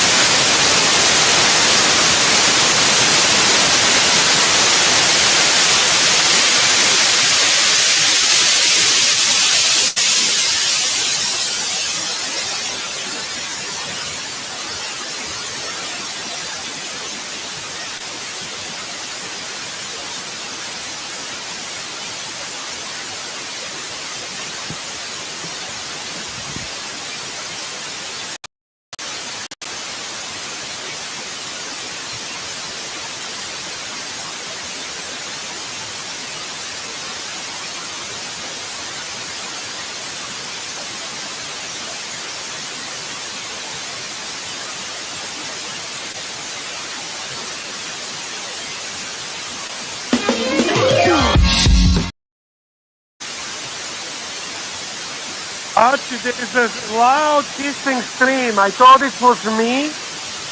But there is a loud hissing stream that is on a stream going on. Nobody Yeah. can hear anything. Yeah. I was wondering if it blew up or something. That's better. It was Archie. I should have known all along. You've been vindicated. I kept resetting my computer thinking, oh, there's something going on here. I know, I'm like, Yeah. I'm on mute. I can't be me. Every once in a while, StreamYard will glitch, you know, like that. But, Is that okay now? yeah, it's all yes. good Back. now. Sorry. There's a Sorry little about bit of that. echo, but I'd rather have that than what was happening before. Hey, Bear. Yeah, I thought it was me. I jumped off, and then I heard it was on YouTube, actually on a live stream. So I guess it's fixed now. Okay, good. Okay. Good. It's I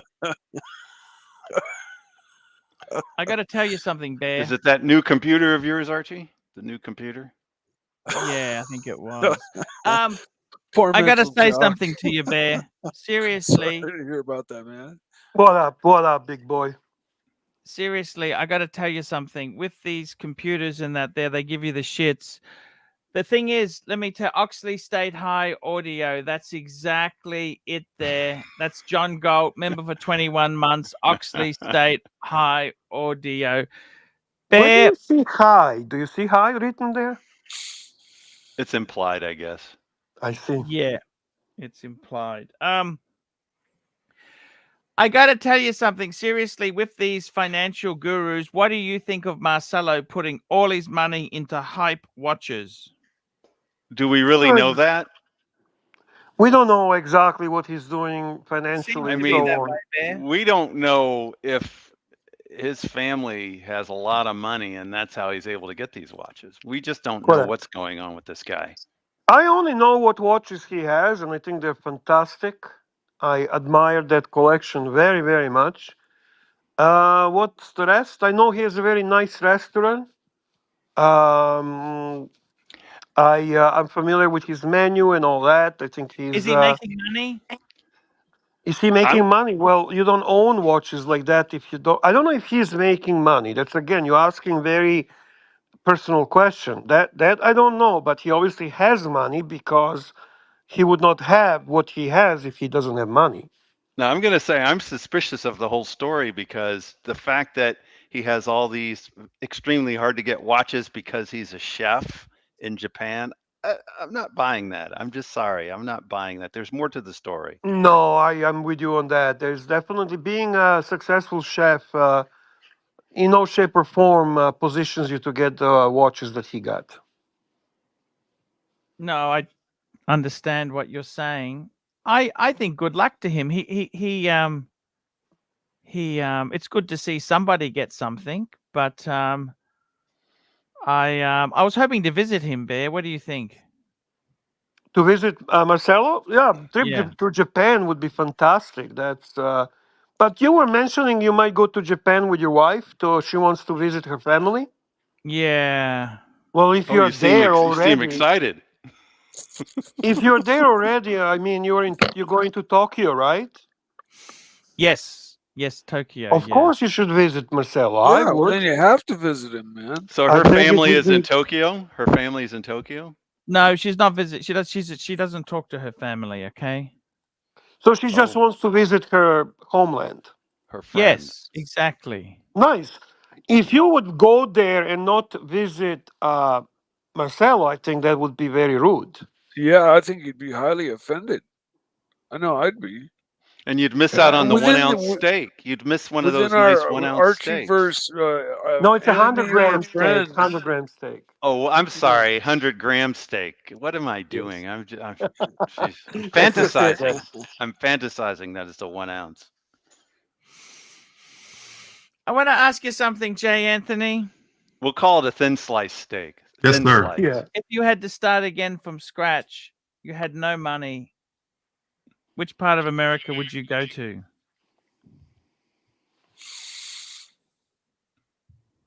That's a good question. Are we asking to rebuild wealth, or where I spiritually just want to be? Because where I want to be is different than where I go to actually earn an income. Where would you go for an income? So I'm actually very proud of where I grew up in Michigan. I haven't lived there for a long time, but because of Detroit and the history, and that city's just had its butt kicked for 50 plus years, a lot of people there expect nothing and are willing to bust their ass to get ahead. And it's still affordable. There's a lot of good, trustworthy people that are willing to help you out.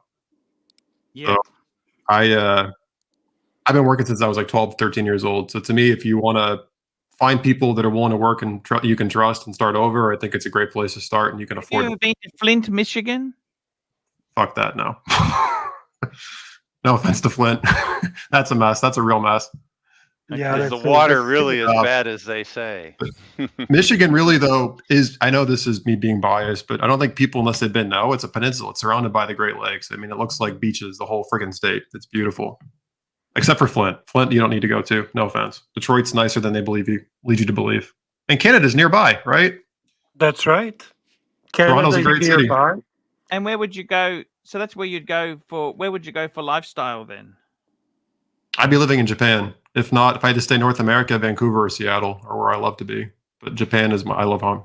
What do you think of those cheap homes? You can buy a house in Japan for $25,000. Oh, believe me, I'm tempted. I'm afraid I'd get there and it wouldn't be what I thought, but I'm with you. I mean, Japan's just got such a great vibe. Do you understand what's wrong with Japan? Yeah, they have no population. Yeah. Yeah. Everybody wants to live in the city. Well, but also the birth rate it's an Collapsed. aging population, and Collapsed. well, Yeah. admittedly, they make it very difficult to have children. They've had years of government policy which has been anti-children, Yes. and now It they have worked. very little immigration, which is their choice. Yep. And now you've got a situation where it's an age. You've got some cities where the average age is over 60. We have a super chat from Yankee Doodle. Yankee Doodle, $5. Detroit is a beautiful city, but the crime rate is out of control. Animals everywhere. So top tip, Yankee Doodle. It's actually the safest it's been in my lifetime, and it's no longer the number one dangerous city. I have to disagree with that as well. I go to Detroit on a regular basis. As a matter of fact, Archie, tomorrow I'm not going to be on a show because I'm going to Detroit for the game, for the season opening for Lions. One of the safest cities I've been. I actually feel as safe in Detroit as I feel in Toronto. Yep, same. And it's significantly safer than New York. Yes. So I strongly disagree. This is perception from the past. It's actually very improved. There's a great shopping, great restaurant scenes, casinos, entertainment, concerts, Fox Theater, sport events, Pistons, Red Wings, Lions, Tigers. It's all in downtown. Great parks, great areas to visit. Shinola Hotel, high-end dining, Michelin restaurants, name it. I would say Shinola has watches, Bear. Shinola watches also, Bear. I prefer their leather goods, actually, to be honest with you. I'm with you, Bear. It's just that they've got competition from other states and other cities where crime has been legalized, like New York and California. How much they advanced in the last 2 decades. Don't trust the news. They just show videos of the Packard plant from 10 years ago every time they cover Detroit. Love Detroit. And tomorrow we are having LA Rams coming.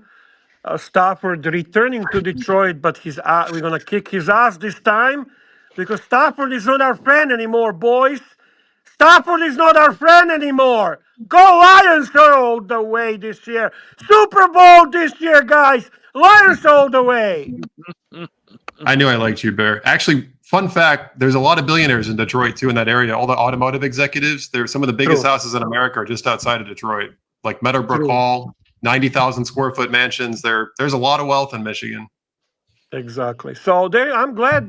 You know what? I really like you, J. Anthony. I like you too, Bear. Hello, brother.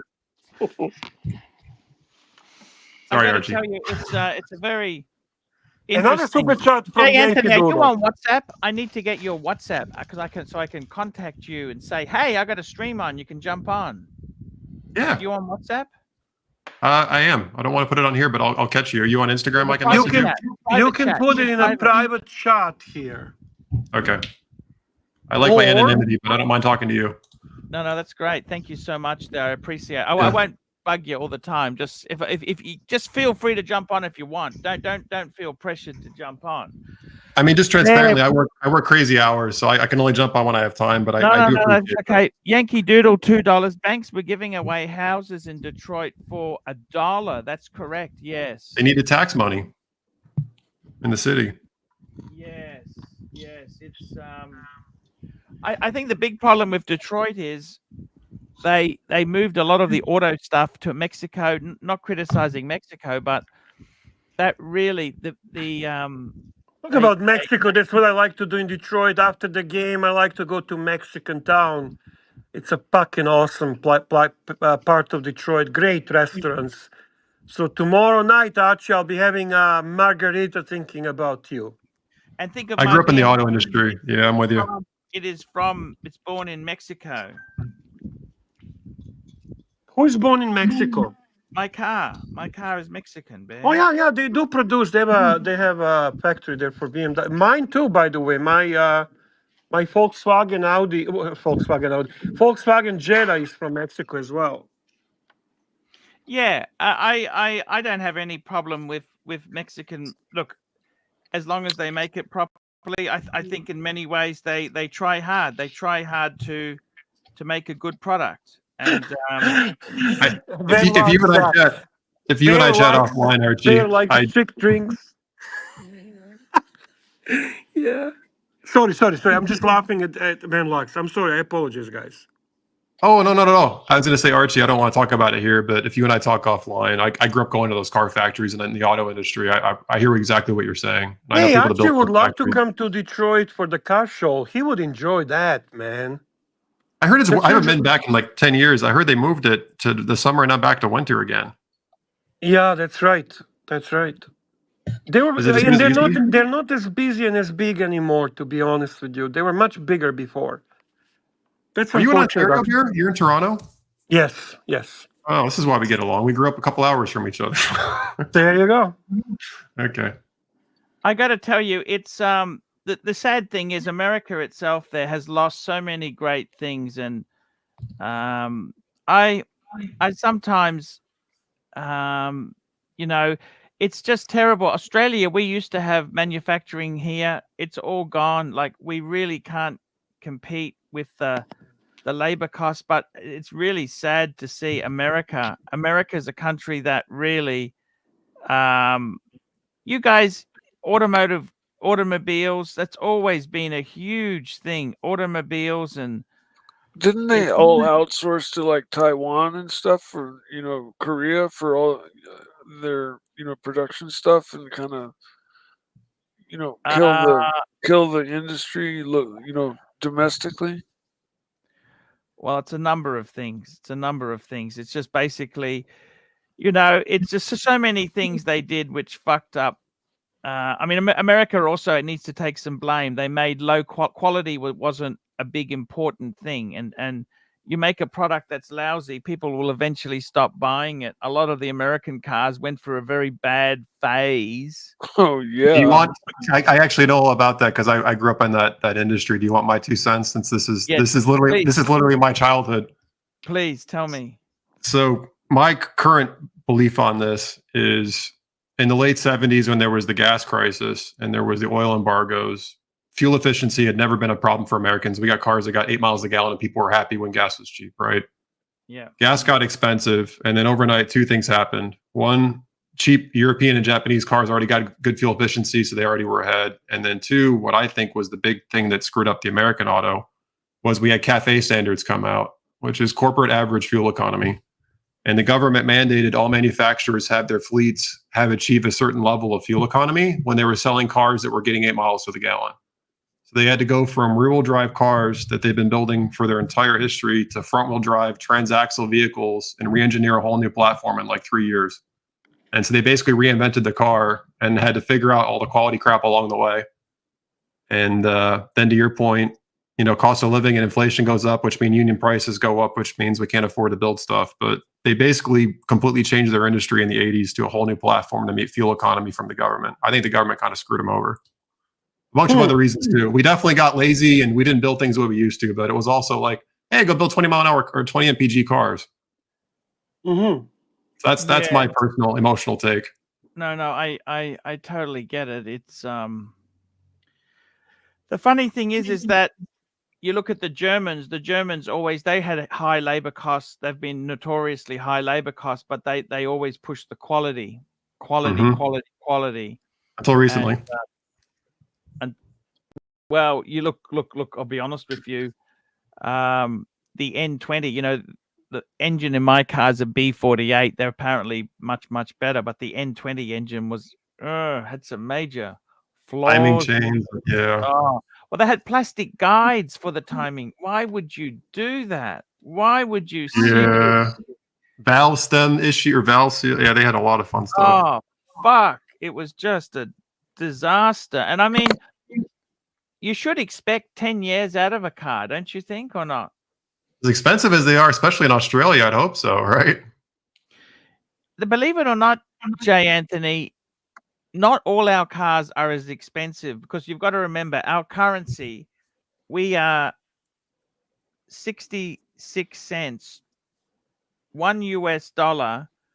So one Aussie dollar is 67 US cents. So your currency is a third stronger than ours, okay? We have a super chat from Yankee Doodle in line to what you guys talking about. Here we go. Yankee Doodle, $5. As an American, I'd love to buy a quality luxury American car. I can't find many, so I'm forced to buy German or Japanese. The accountants took over. Certainly got a point. There is a strong point for that. I'll be straight with you. The only cars that I think are good quality anymore and they're slipping is basically Toyota, Lexus, and even Honda to me is a distant second. I wouldn't buy any of them, but I would trust a new Cadillac over a new BMW. Maintenance and cost of keeping on the road, but I'm with you. None of them. All these fuel economy standards and emission standards and all these stupid iPads glued to the dashboard. There's just so much to go wrong. The other thing is too, Honda itself, I tell you, Honda's gone from using a 1.8 2-liter engine to using a 1.4 turbo. You think, yeah, that's a lot of just complication. And what I don't understand is on my BMW, I got a 2-liter 4-cylinder inline 4, which is turbocharged. How could you seriously put down stop-start technology? So the engine, you pull up at the traffic lights, it turns the engine off. How could you do that from a high? It's got direct injection as well. How could you honestly do that and not expect expensive problems in the future? How could you extend the oil change and oil filter change interval? They're saying 25,000 kilometers. I mean, I like to change it at 10,000. 25,000 kilometers? Are they for real? Oh, they love people to do that, right? Buy another one every 5 years. Well, see, it'll last the period of the lease. It'll be reasonable, but the next person who buys it, it'll be less so. They have a shelf life. Modern cars these days have a shelf life. It doesn't matter, S-Class or they have a shelf life of about 7 or 8 years. Isn't that like criminal? See, this is what I don't understand is if you want to save the environment, we're all concerned for the environment and resources. Why don't you make a car that fucking lasts 20 years? My M3 is a 2005. Sorry. What, Doc? I said my M3 is a 2005. Yeah, but you look after it especially. See, most people don't look after. The thing about America is, I'll tell you one thing, J. Anthony, I find in America, people really do not. They're so lucky. These cars are so affordable relative to the rest of the world. They'll leave it outside. They don't give a shit. They totally. Americans just don't look after their stuff. Okay. And they don't care. They, like one thing I find in Singapore where a BMW 3 Series is $300,000 because of taxes. You see, an executive. He's got a 10-year-old BMW. He polishes it and waxes it and makes sure it's looked after. It's because he remembers how fucking expensive it was. It was never cheap for him. Do you see what I mean? And it's a big tragedy is that in America, I don't think people appreciate what they have. And just to reinforce your point, what's so funny, right? I have a 25-year-old car in my garage right now that I trust more than most modern cars that are 3 years old. And it's going up in value just sitting in my garage because people want that versus a modern pre-owned car. I was just going to say two words. Nobody preserved them. To your point, Archie, nobody took care of them. So now they don't exist anymore. So the ones that do are now scarce. Vintage, collectible. And that was kind of my point. Those two words. With the E46, I think it's more reliable than the new BMWs for sure. Oh, totally. Yeah, Doc, you the one to have. I'll be honest with you. I had an E30. There were many things on the E30 which I couldn't afford fancy. I had a 318i.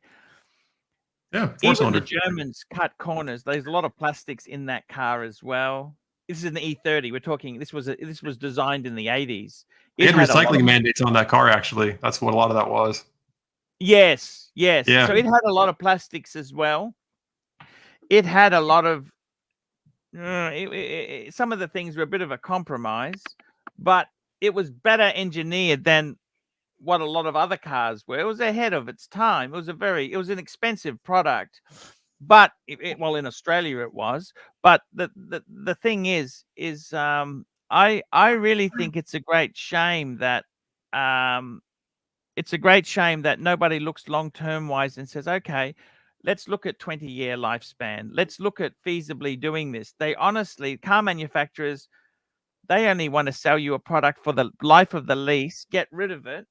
Engineered obsolescence. Exactly. And Americans invented obsolescence because they wanted to. Funny thing is, I had Mark Goldberg on. We're talking about cars, and he said most of the old cars were only made. You'd never get 100. They wouldn't make it to 100,000 miles. Yeah, that was the expectation. You're right. Well, actually, exactly. The expectation was once it got to 100, it's time to replace it.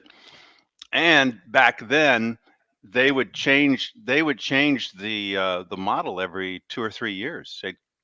That was part of the design. New grill. Yep. So, it only changed because things became more and more expensive, really. Otherwise, people were trying to get a new car every 3 or 4 years. If you had an early 80s or, car, mid 80s car, at 40,000, you had an alternator or water pump, usually.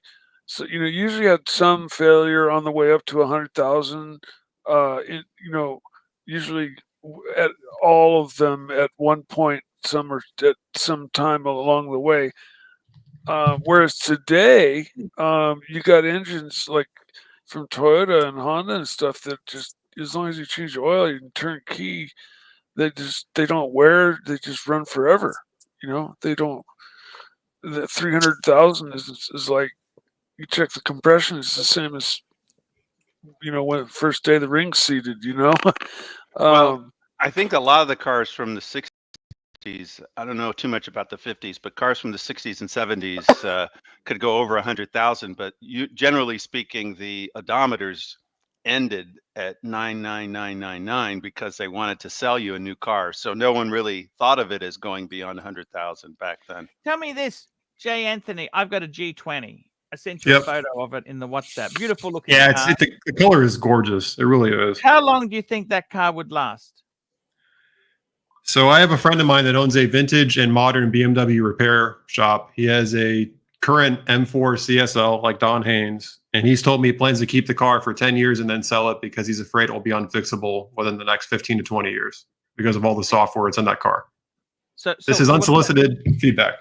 So what's he saying? How long would my car last? Seriously? Well, I think yours is much more likely to last than others. So the problem, at least that I know of with modern BMWs, you're taking care of the big one, which is oil maintenance. The other problem is they have so many freaking computers in these things. It's not whether or not you can fix it. It's whether or not it's financially responsible to fix it. So there's a lot of these cars that have, like BMW's iDrive, right? Yes. If that goes out and it costs you $5,000 to fix it, and the car is worth $5,000, who's going to fix the car? That's kind of the conundrum you end up in. Yes. That's the question. I think, can you can keep the car running 20 years. The question is it worth it to you to keep it running 20 years? And the electronics fails even if you don't drive it. It may last you a little longer if you don't drive it, but it's still going to fail. Yeah. If the iDrive fails, I can still drive the car, but can't I? Yeah, but let's just say, like, I don't remember your specific dashboard, but a lot of these now, they don't have any physical buttons for like AC controls. Oh, I do have the buttons. I do. Okay, you're good. A lot of these modern cars, so you're probably good. A lot of them, you have to go. The Model I do Master, too. they did Who an are they selling this LTI. to? They got a big fucking screen. Yeah. I want the button. I want the button. Yeah, the screens go out in most new cars. No AC for you, no radio for you, no phone control for you. No soup for you. In the modern cars, you won't have a speedometer when the screen goes out because they don't even put an analog gauge in at all in most of these. Yeah, sorry, I'll credit me to speed. I didn't know how fast I was going. My cluster went out, and it was $10,000 to fix. The terrible thing is, you know, with these so with my car, okay, let me tell you this, okay, so my car, I got it as a demonstration. Sorry to interrupt. We got some super chats. Oh, super chat. I gotta go, guys. No worries, Mikey. Little Dave, $2. Nice Love talk. the car talk. Thank you. We got Yankee Doodle, $5. I find ambient lighting in the Mercedes and other luxury cars cheesy and low rent. I kind of like it. I hate to say I do, but it'll break. I think that's for the younger crowd. So like Tommy, he loves his ambient lighting, as an example. I got to tell you, one thing I do in my car is I change the oil every 10,000 kilometers. Okay.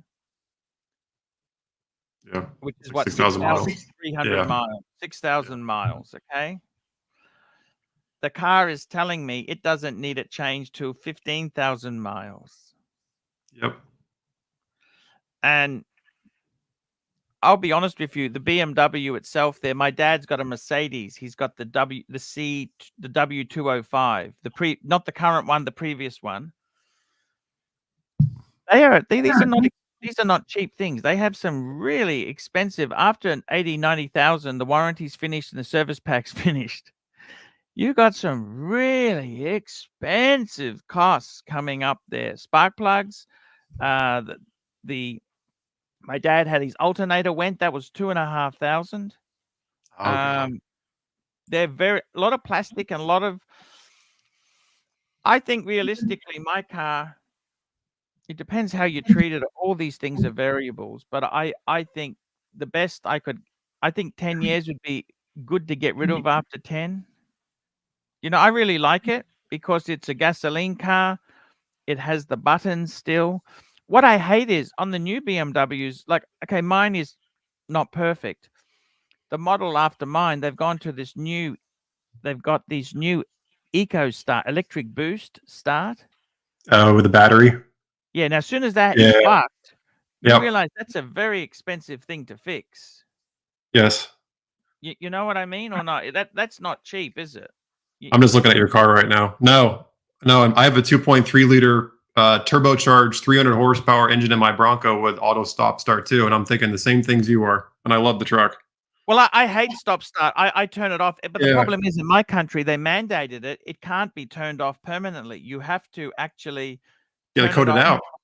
Sorry? You can't code it out. They'll come after you.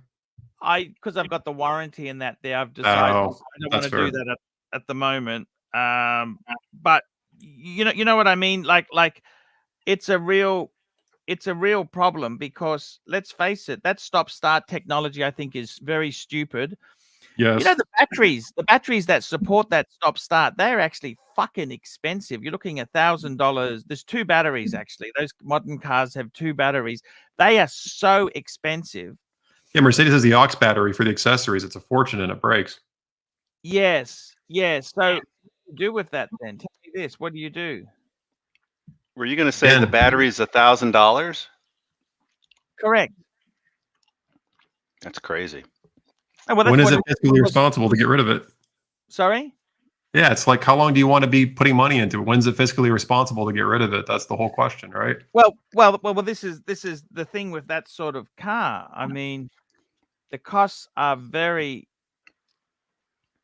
I got to be honest with you. These fucking costs are horrendous, and I look at it like I compare the cost of the BMW to the Honda. The Honda has a normal battery, doesn't have stop start. It's got normal tire. Everything is so much cheaper.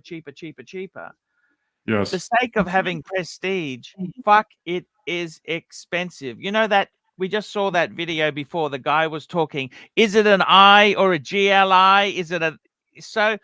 You pay so much money to have the BMW. Is it worth it? Super chat, please. Yankee Doodle, Arch, when your lease is up, are you forced to buy the car outright? Okay, so for starters, mine is not a lease. I actually own the car. It's called a PCP, personal contract purchase, personal car purchase. I have the option at the end of the 5-year term, I can return the car to and walk away, provided I haven't done more than 85,000 kilometers. There is a kilometer cap. Otherwise, there's a penalty. I could buy it for 25,000. The residual is 25. And if it's worth more than that, they will actually give me some money. Now, I got to be totally honest with you. The way things are going, I don't know if it's going to be technically worth more than that in 5 years' time, because the second-hand value so far, 2.5 years. I'm actually halfway. So it's a 60-month program. I'm 30 months into it, and I don't know if I would have bought it, to be honest with you. I kind of... Sorry to interrupt. I just want to thank Thomas Burnett, who just purchased the ArchieLuxury Livestream membership. Lucky recipient is Georgie's 1978. Thank you. Thank you so much indeed there. Yes, indeed. Thank you so much indeed. That is for sure. It's I gotta be honest with you, these fucking cars, my God, they are I think they've become disposable, Jay Anthony. I'm really, really horrible to say this, but I totally agree. That's all they are. They are. That's why they're pushing the. That's why they're Ooh, pushing nice the electric. car. Thank you. Oh, that's the new Bronco. I thought you had an old Bronco. That's a new Bronco. Fuck. Yeah, it's a 2024. They're expensive. They're very. How Can much we are they? see it? Can you share? Can we see it? I'm looking for better pictures of it. I don't want to put my license plate on it. So I'm being selective. It's a side view. I can show that one. Yeah, that's fine. I like my privacy, but yeah. Oh, don't worry. We no need to show. It's a No, it's okay. You're welcome. Photoshop. I was just trying to be selective about which ones I sent over. You're welcome to show it. It'll show. Here we go. Look at that. There we go, Bear. Yeah, it's a 2024. So how much do they cost? They're expensive. They go from 40 to 100K in the US, and mine is, I'd say, close to 60. Did you borrow any money for it, or you paid cash? I don't owe anything on it. Okay. No, I didn't borrow anything. I traded in a Lexus GX460 for it, and I paid the difference. X460. Oh, that's a nice car, actually. A Land Cruiser Prado, I think, in the Land of Oz. Yeah, okay. What made you get rid of that? Just getting old, or?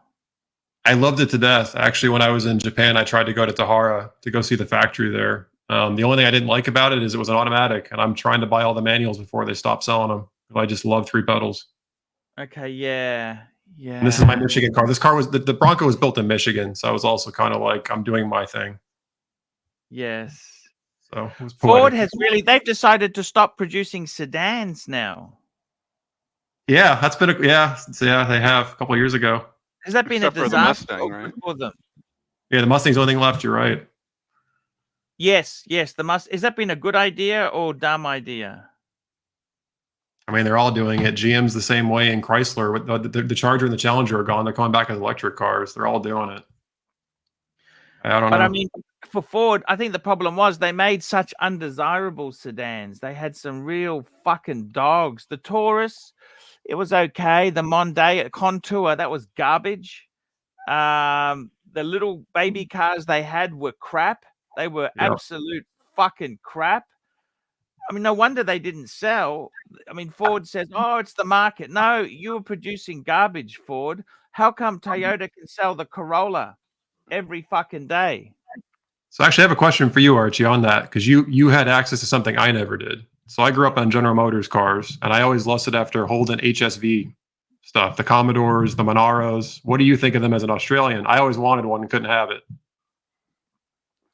They actually did bring them out as Pontiac in America, I think, at some... The G8, and they had a Chevy SS, but you got the full HSV treatment. Yeah, the Holden special vehicles. Look, at the end of the day, you know, I don't want to put General Motors down. Go for it. I'm okay. I don't have one anymore. They were fucking old engines. They were push-rod engines. LS, the Europeans had fucking quad cam, and, you know, they fucking did things with them. Holden and Ford have always been so fucking lazy. Okay, old push-rod engine. They just... And they, you know, I'm ashamed to tell you this. Did you know in Australia, we had the Falcon? That was the number one selling car in 1965, I think, in America. Okay. Yeah, yep. We had that car. You guys killed it off. We kept it going. We kept the Falcon going until about 10 years ago when they killed it off. Okay. Now, the thing is, in the 90s, fuel injection was a big thing. I mean, Germans had been doing fuel injection since the 60s. It still had a lot of them had live rear axles. Yes, my Corvette had a live rear axle in 2004. I mean, between you and me, until 2014. That's a fucking joke. A live rear axle in They're exciting, Archie. They step out in unpredictable ways, and people run them into crowds. They're really fun. You should try one. But you know what I'm saying, don't you? Like they I'm with you. Recently got rid of theirs. Oh, yeah, I'm with you, Archie. I get you. I mean, they had beautiful design, but live rear axles. You think, fuck. I have a challenge back to you, though. And also, the funny thing is, you know, Rolls-Royce, like a lot of Rolls-Royces, they were also very, very old. That engine, the 6.75 Rolls-Royce, like in the shadows, that V8, that wasn't... BMW took them over and put the 12 in. But that engine was an old fucking engine. It used the Rolls-Royces used a 3-speed GM gearbox. Yep. They used air suspension at a Citroen. Yep. And they used a fucking old pushrod engine, not multi-cam. No, none of that shit. This was old 60s, 50s, 60s technology. So how they could get away with it is an absolute joke. I have a challenge back to you on that. Would you rather have the B48 in your car now or a LS3 Corvette motor with 450 horsepower with a pushrod design that would be faster and get slightly different fuel economy, and you could fix 20 years from now without having any issue to find a part for it? I got to tell you, my car itself, I never feel it's got insignificant power, in the sense that the speed limits in Australia, the maximum speed limit is 110 kilometers. There is one spot you can do 120, but big fucking deal. Oh, that's awful. It's enough already, right? So even I put my car into sports mode, within seconds, you're at the limit. You know what I mean? It's not really fun to have there. I got to tell you, I think long term, I never understood why. Like, one of the great cars of all time is the Mercedes W123. That was a 70s, 80s E-Class. Okay. W123. They were designed to last 600,000 kilometers. Right. And the other reason they last is the only thing they had electronic was fuel injection. They didn't have a lot of, because that time period, they didn't have much electronics as today. Today, I think the problem is there's so much electronics in a modern car. It's really not viable to keep it going. And we've done other stupid things too. The paint is all water-based paint now. They're so trash. Yeah, even on a like a BMW or Mercedes, it looks nice, but it is actually not really good paint. It's My Bronco has terrible paint on it. Like every time pollen gets on it, I freak out because it'll stain the paint. Yeah, I'm with you. It's all this environmental crap is ruining it. yeah. So I mean, global warming's not about that, but the paint quality is crap. yeah, because of environmental. They use water paint. They're using water-based paint now. I really think it's. I'll be honest. I look at my car and say, look, I think with my BMW, if something expensive breaks down, you put it in the garage and you fix it later. Yeah, it's barn finds, right? That's how you get a barn find. It's exactly it, because I can tell you with that car there, it's under warranty in that it depreciates like no tomorrow. It's really, I've lost half the value. Okay, it's just how it is. I try and look after it, but in all honesty, I don't think it is it's a good car. It's a beautiful car. It is a beautiful but it's car. a disposable thing. It's not a lasting thing. And That's heartbreaking. Yeah, I think the last of the better BMW. I mean, the BMWs always have used plastic. I think the 90s. Sorry, the E90s, the E90s, which they were like a mid 2000s until 2013. Yeah, it's like 05 to 2013. Yeah, I'm with you. They drove like a BMW still. That because they use proper 6-cylinder engine, straight inline 6. Yep. N52, is that what it was? You didn't really want the turbo one because they had significant problems with you didn't want the turbo. Okay, those were awesome when they were tuned for about 5 minutes. They were fast, but yeah, they blew up. They were, but you don't want one, believe you me. But that's the motor in the 6. That's probably the best. 330i 2006. Yep. They say the BMW V12 is. They were fucking expensive. You don't want that. The V8s weren't great. The best motor they make now, they say, is the B58. I've heard that too. That's the 6-cylinder turbo. That's actually the best motor, which the B48 is basically that with 2 cylinders cut off. I would have much preferred to get a 6. I tell you this. Many years ago, I was helping my dad. This was in 2009.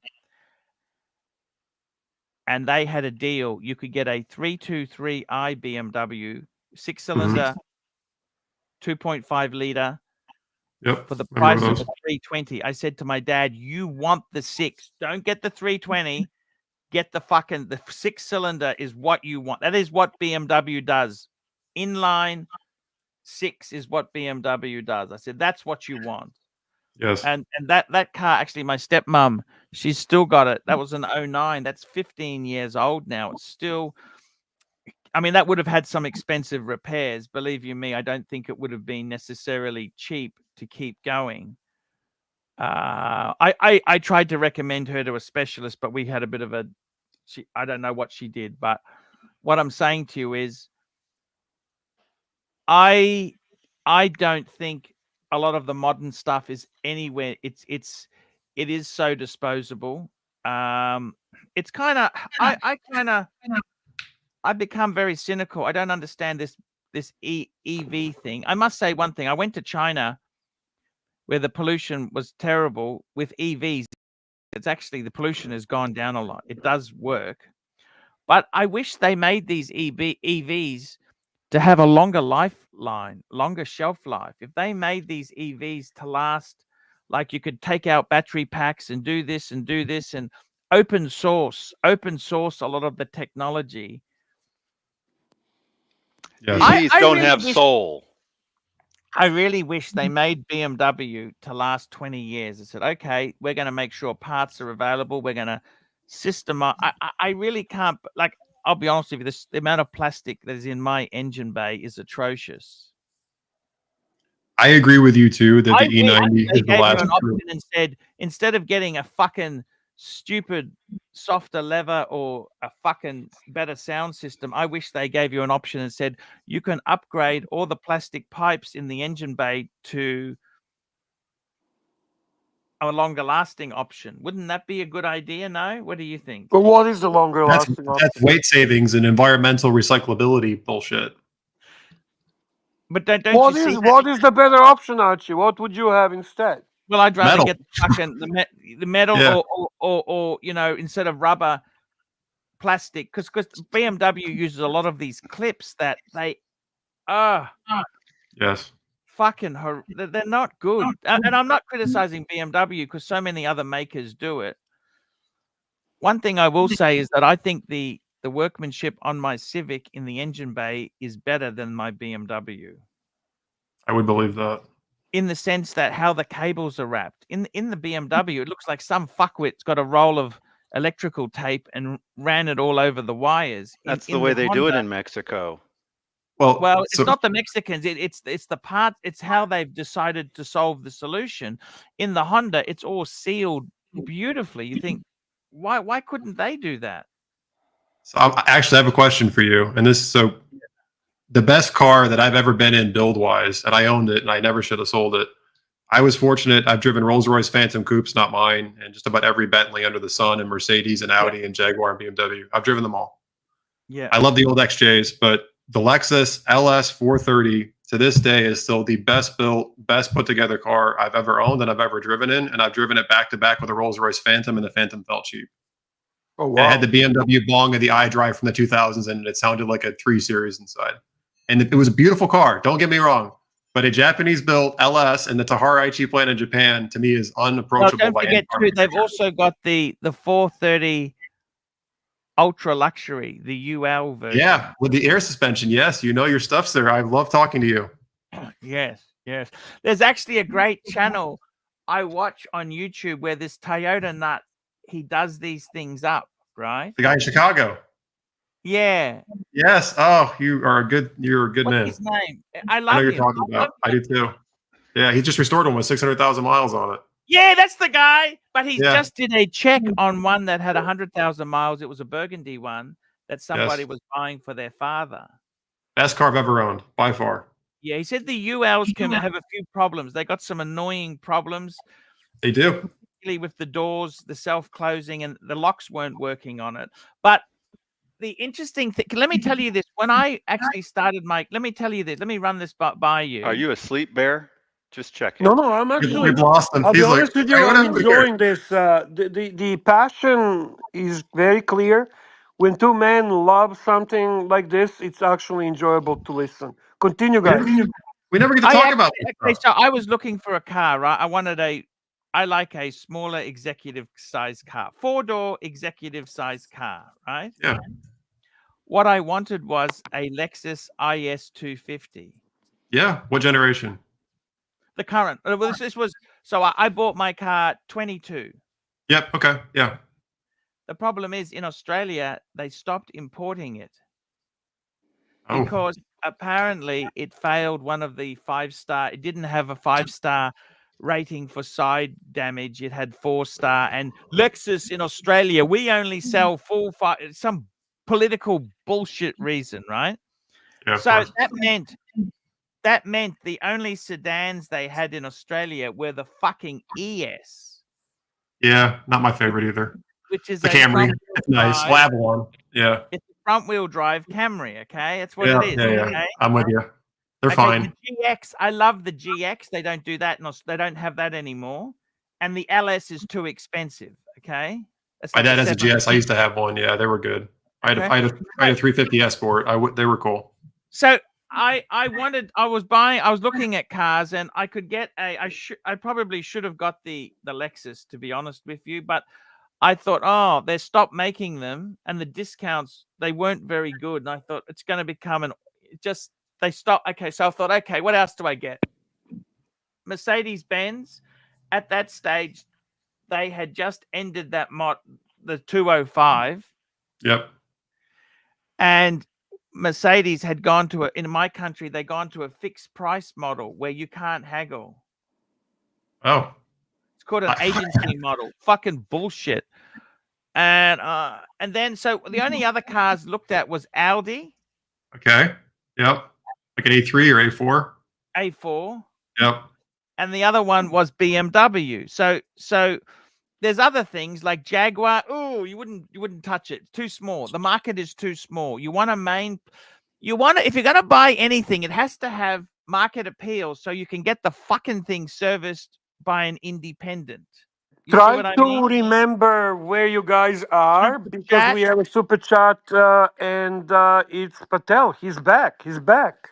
Patel Philippe, $14. J. Anthony Patek, 5146 versus 5396.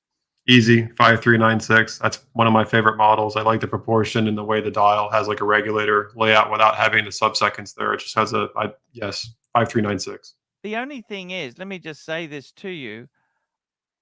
I wouldn't necessarily buy the most the scanning in price. So Patek 5146, which I actually love the 5146. I think that is a very much a beauty. I actually, Patel, for me, I'd actually go 5146 because I like the beefier case. Okay, I like the beefier case. However, 5396. If you have a look at the case on it, it's more like a 5196 case. You see what I mean? It's kind of, yes. I prefer the beefier 5146. I agree. This is beautiful. This is my favorite one as well. Rose gold. It is very delicate. You're right. The cheapest one is white gold with the gray dial. Believe it or not, one of the guys, OC, he just got a blue dial with diamonds, and they are about 60,000. Well, you bought it brand new. I don't think I would ever buy this brand new. I'd want to buy it at a discount. Yep. And I don't see what's wrong with an older model watch, to tell you the truth there. That's my honest opinion. This only for like 30K a couple days ago. I looked at. But in my case, they were looking at the cars. What else was there? BMW, Mercedes, or the Lexus. You know what I'm saying? It's. I would have bought the Lexus. It's an older design. They've just refreshed too. It's been out since like 2012 as a 13. It's pretty well. Look, I went with BMW. BMW is a better car to drive. I can tell you that much for sure. Yeah. I should have. I probably should have gone for the Lex, but it is what it is. Okay, there we go. This is Patel Philippe's. Look at that. That's a perpetual calendar. A lot more money for the 60,000. This is what I would buy. Yeah, me too, man. Me too. I love that watch, and it's going to be offered to me in the new year.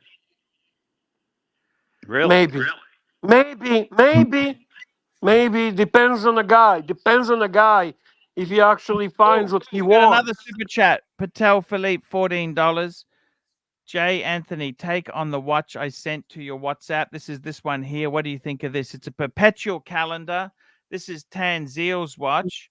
And you know what? I like this better than a new salmon dial.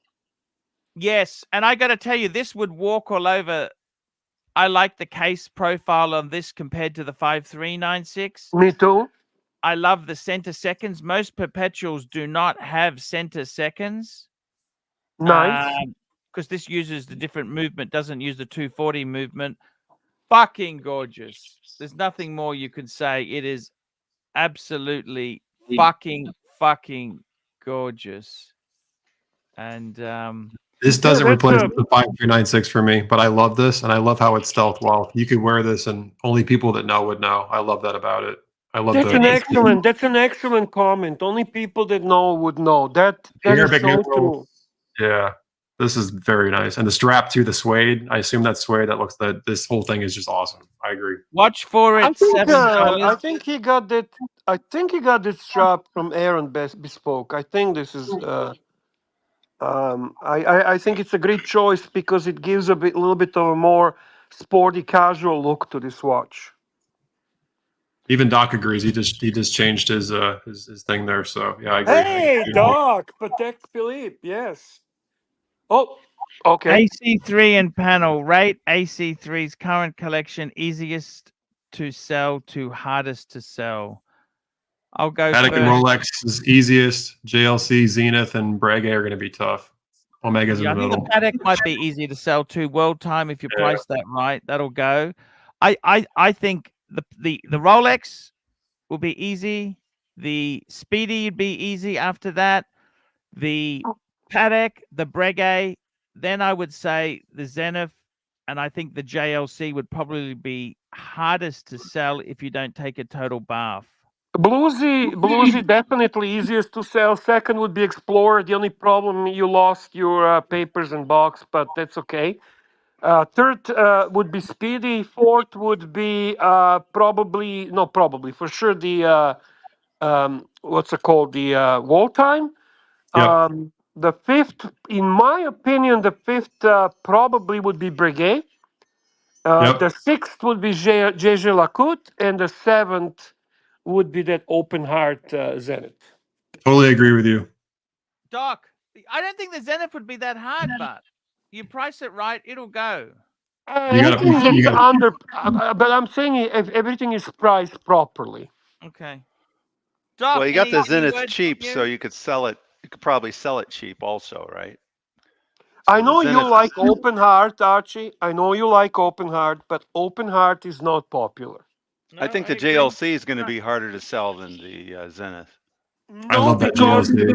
No, because it's gold. It's gold. It's a good price. And there's a lot of people who like that. I like that a lot. That's my We got a pick. super chat. Yankee Doodle, $2. New LS 500 or E540? Not considering reliability. Well, I mean, look, the E450 is a look at me car. It's a Mercedes. However, the LS 500 is reliable, practical, comfortable, very comfortable. I'd say it'd be even more comfortable than the E, because the He E said is not using, considering reliability, though. well, that's the reason you buy a Lexus. That's why he said not considering it. Buy the Mercedes. Go for it, Yankee. Buy them. Actually, I got a better idea, Yankee Doodle. Why don't you get a Maserati? Get a Maserati. Oh God, no. Well, that's if you don't care about reliability whatsoever. Yeah, get a Maserati. You want a car worth a tenth of what you pay for it in a year? Buy a Maserati. I mean, I love Maserati. I think the brand is amazing. The new ones, Arch? I don't agree with you. They're Chrysler products with tarted up crap on them. The Ghibli? You don't like the Ghibli? The ones I've seen, the way they're put together is embarrassing for a $30,000 car, let alone what they charge for them. If you've ever sat in one and you felt the materials, I think you'd understand. And it has the center systems out of like a Chrysler 200. It's got like an old. Anyway, I'm gonna offend people. Yes, I don't mean to offend people. You're right. You're 100% right. LS 500 versus E450. I mean, if you're not considering reliability, it's like what are you drawn to them? I think the LS 500 is the better built car. My favorite car I've ever had was my LS 430. I don't like the LS 500. Honestly, what would impress you more? I'd be more impressed by the LS 500 because the 450 says I want people to look at me and I'm insecure. Or there's a few of us that just like it as a car, but most people buy it because it's a fashion accessory. The 500 says you don't really care what people think. You just want something that's well made. I'd be more impressed by the LS 500, honestly. What about you, Arch? You can disagree. Look, the LS 500 is an amazing car. However, I'd love to get an E450 Cabriolet. They're beautiful. They are. It's a better looking car. I'll give you that too. Yeah. Yeah. Much better looking car. Guys, J. Anthony, Patel is asking, do you think MC20 will take a dump too? That's the Maserati MC20, the supercar. Yeah, I know what you're talking about. Honestly, I don't know. The MC12, I see your point next to that after that one, Patel. I mean, the MC12, to me, is still not worth what it should be compared to the Enzo. The problem with Maserati is it's just been struggling ever since even like the 80s. I mean, the only one that I've driven that I thought was nice was the Quattroporte in the mid-2007-8 era, but it had that stupid gearbox that failed, and then they made them automatics, and they just don't hold up well. But the MC20 is really cool. Have you ever driven a Lexus RC? That's the MC12. Yeah, I've driven an RC. It's a screwed up. It's basically like half IS and half GS. It's like a kit car from Lexus. Okay. I They're like nice. the LC. If I could buy any car, I like the LC 500. The LC is a beautiful car. I thought we were talking about RC. It's got The LC, yeah. absolutely. I've actually looked at one. They've got absolutely no fucking storage or any space in them. No, they don't. The trunk's useless. And they're very expensive in the US to insure. I looked at one and I really like them, and they sound great naturally aspirated V8, but their insurance is absurd. Last of the naturally aspirated V8s. Yes. Yeah, it's the Lexus old F as motor. well. They sound so good. Interior is beautiful. All the micro suede. Yes, love those cars. Would you get the convertible or the coupe? Convertible. Yeah, I get you. I think I said like RC. red, I meant I like LC. the red burgundy with the cognac interior. You know, that candy Yeah. apple red with the That's a beautiful color. cognac. Yes. Guys, we got to wrap this show up. Let's. Yeah. I wow. like the round numbers. You don't wrap up on the mid numbers. I'm sorry.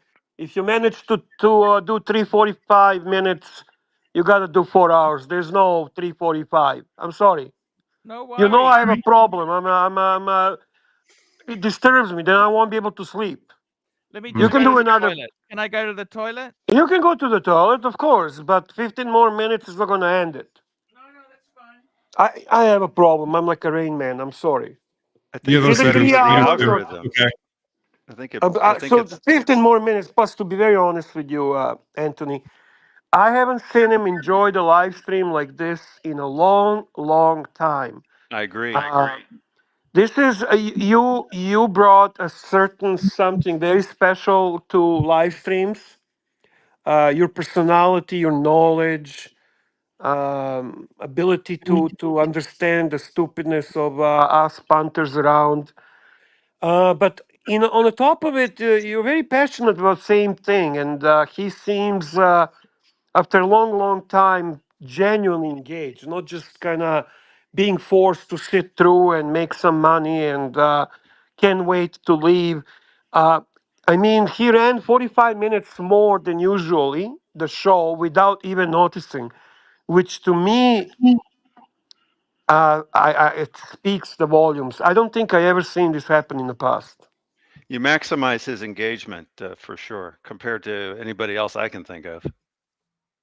Yeah, Patel agrees too, and I mean, we obviously have majority of our viewers are looking for drama or watches, but we do have a strong group of people that enjoys the car talk. I tend to be the wet rag that usually stops the car talk because I don't really like cars, to be honest with you. I hear you. But I enjoyed it tonight because for other reason. I see my friend enjoying this conversation, and I see punters in the chat enjoying this conversation. And for me, that's such a great satisfaction tonight. You know, it's honestly mutual. I don't get to talk about this stuff with anybody because most people like you that I know in my real world don't want to hear about it or don't get it. It's like talking about incomprehensible things. Like we're talking about single cam versus overhead cam and pushrod engines. I mean, I don't talk about this crap with anybody. So I'm grateful to be here too. I'm sure you're noticing as well the chat and people talking about it. Yeah, Van Lux, I agree. Car talk actually deserves more super chats. Unfortunately, that did not happen, but it's okay. It's not all about super chats always and the money. It has a lot to do also with engagement and giving an opportunity to actually shine.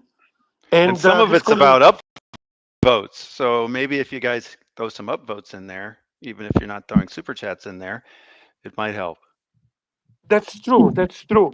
By the way, Thomas Burnett, again, generously donates the gifts, the one ArchieLuxury live stream membership, and it goes to Palve. Palve, nice to see you, man. Palve is in the chat.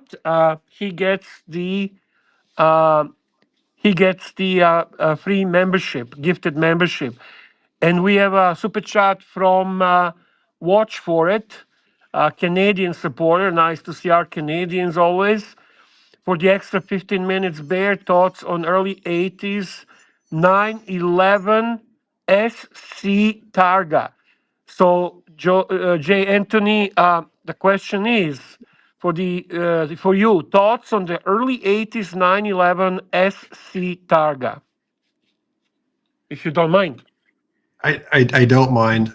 So that would not be my pick for 1980s Porsches. I will say this. I think it is a beautiful car. I love where you can see where the top comes out. It has like that special back on it. They're very distinct looking. I love the Targa script on the side. It is a beautiful car. As a sports car fan, it's also a very heavy car, and it's the least rigid version of that car outside of a convertible. I would much rather have the 930 Turbo, but it looks like Archie's got a good answer here.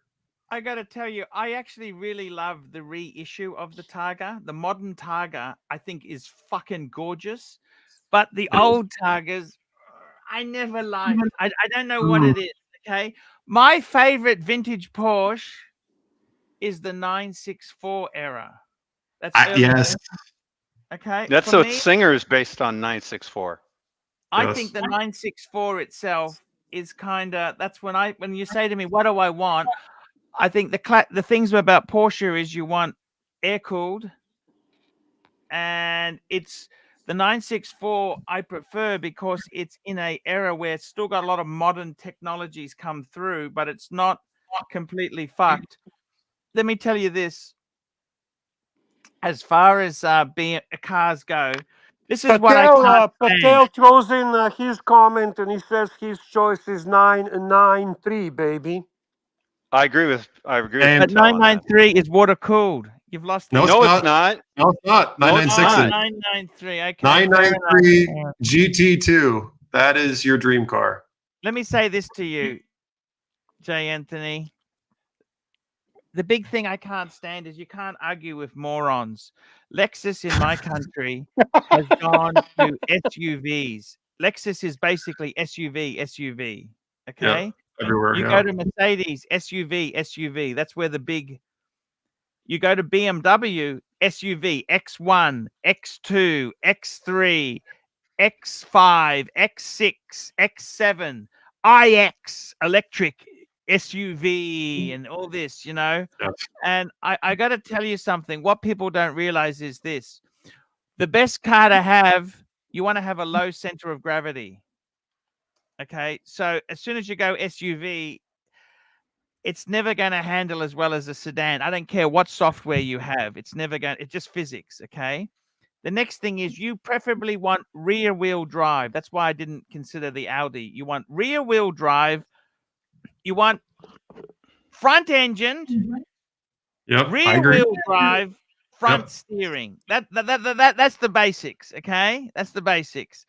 All wheel drive. The problem with all wheel drive is it adds complexity and it also adds weight to the front where you don't necessarily want the weight. Okay. But in all honesty, rear wheel drive, front engine, rear wheel drive, because if the engine is mid-engine, the problem with mid-engine cars are they're a fucking bitch to service. It's engine out for a lot of things. Engine out. Fuck.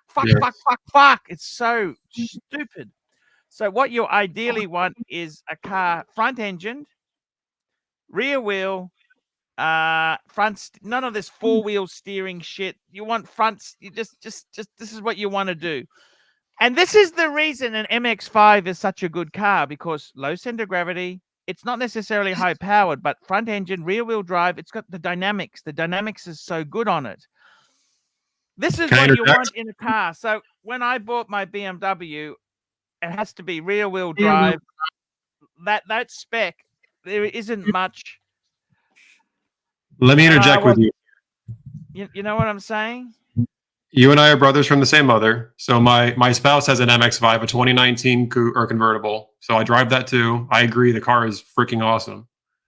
And Doc and I both have straight 6, 3-liter plus BMWs, rear-wheel drive with manual transmissions. I will give you the one excuse for the SUV. My Bronco is rear-wheel drive, has 4-wheel drive you can turn it into. I have to interrupt. I'm sorry. I have to interrupt. This is something very unique happened, and I need to share this. So Thomas Burnett gifts one ArchieLuxury live stream membership, and guess who receives the gifted membership? I thought you said Poway. No, this is a new one. Actually, Thomas gifts and Thomas receives.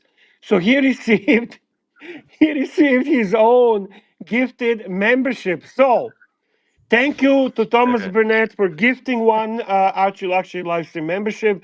And Thomas Burnett, make sure to thank Thomas Burnett for gifted membership. Continue, guys. No, I was just going to say, so there is a hilarity factor to having a 5,000-pound SUV with a manual transmission, front engine, rear wheel drive that can go to 4-wheel drive with front and locking rear differentials.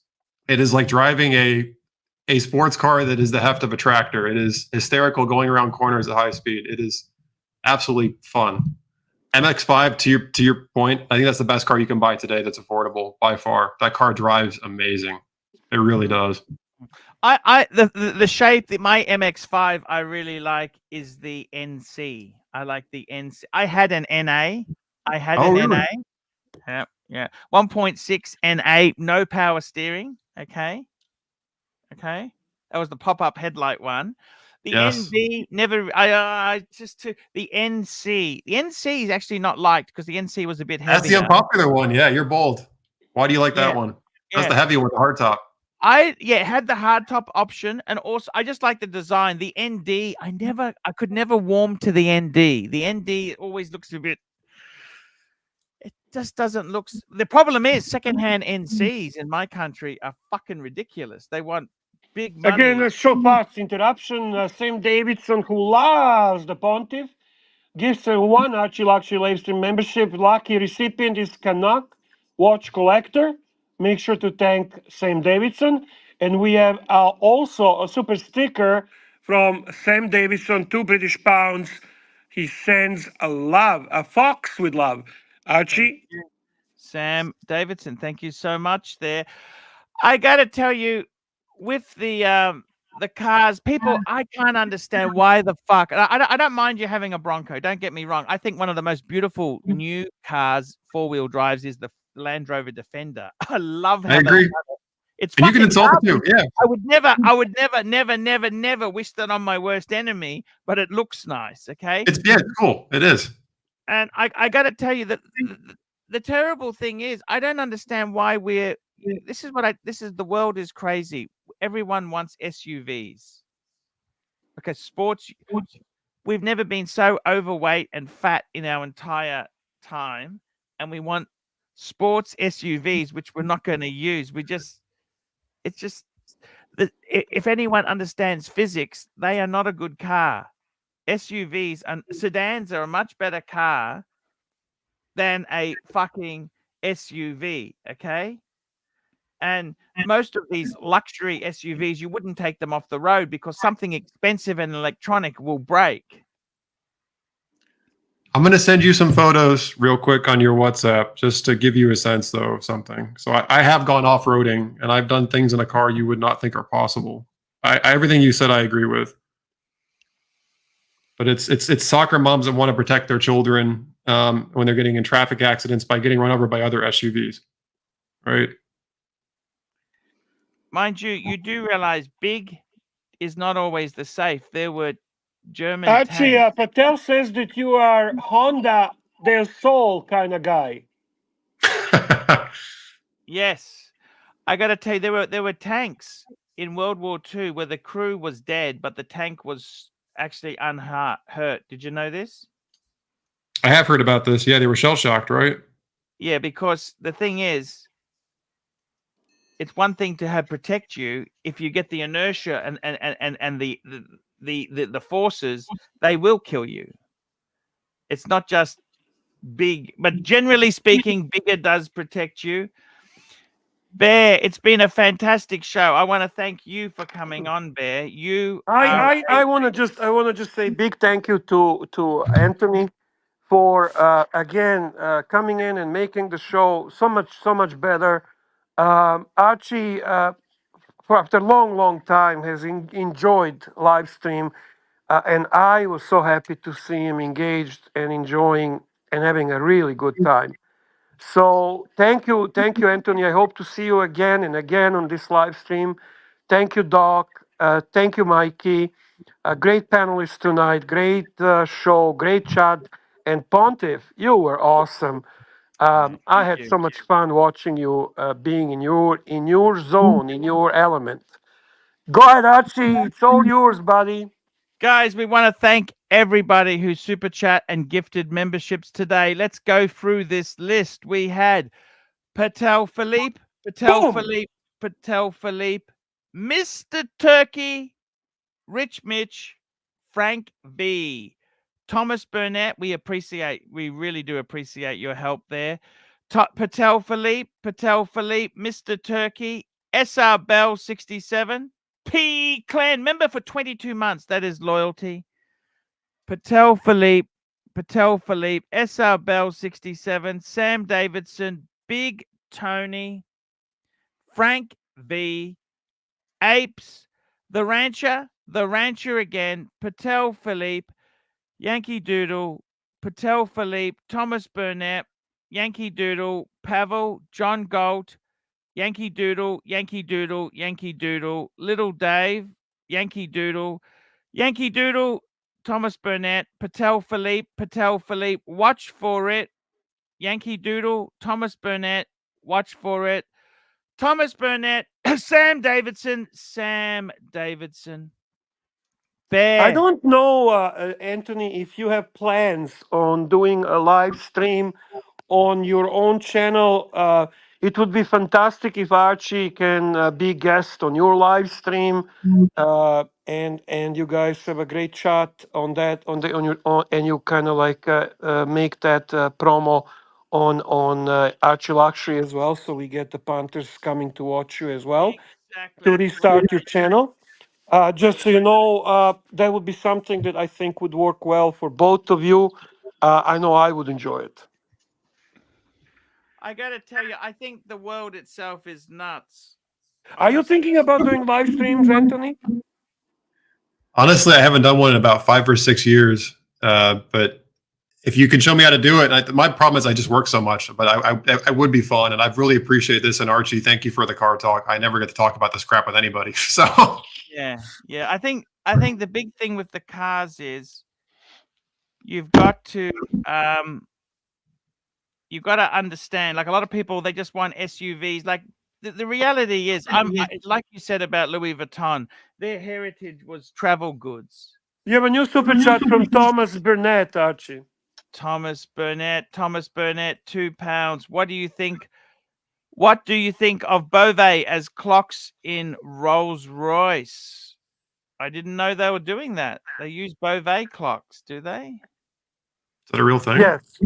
Yes, Wow. it is real. It is real thing. By the way, guys, Patel has posted Jay Anthony's link to Jay Anthony's channel. Please make sure you go there, subscribe. Genuine Watch Enthusiast channel, a lot of subscribers. He was a big channel at one time. He was gone for a while. He's back now. Make sure you don't miss his videos. Guy does a fantastic job. I've been following him for a long time. I'm happy he's back, and take the opportunity to subscribe to a great channel. Thank you so much, Bear. It'll be great. I'm just going to run an outro, and we will see you. You're away tomorrow, Bear? Yeah, actually, I'll be in a Ford Field in Detroit watching my Lions. And yeah, I am really looking forward to it. Guys, have a great show tomorrow. Love you all. And yeah, Archie, that's it.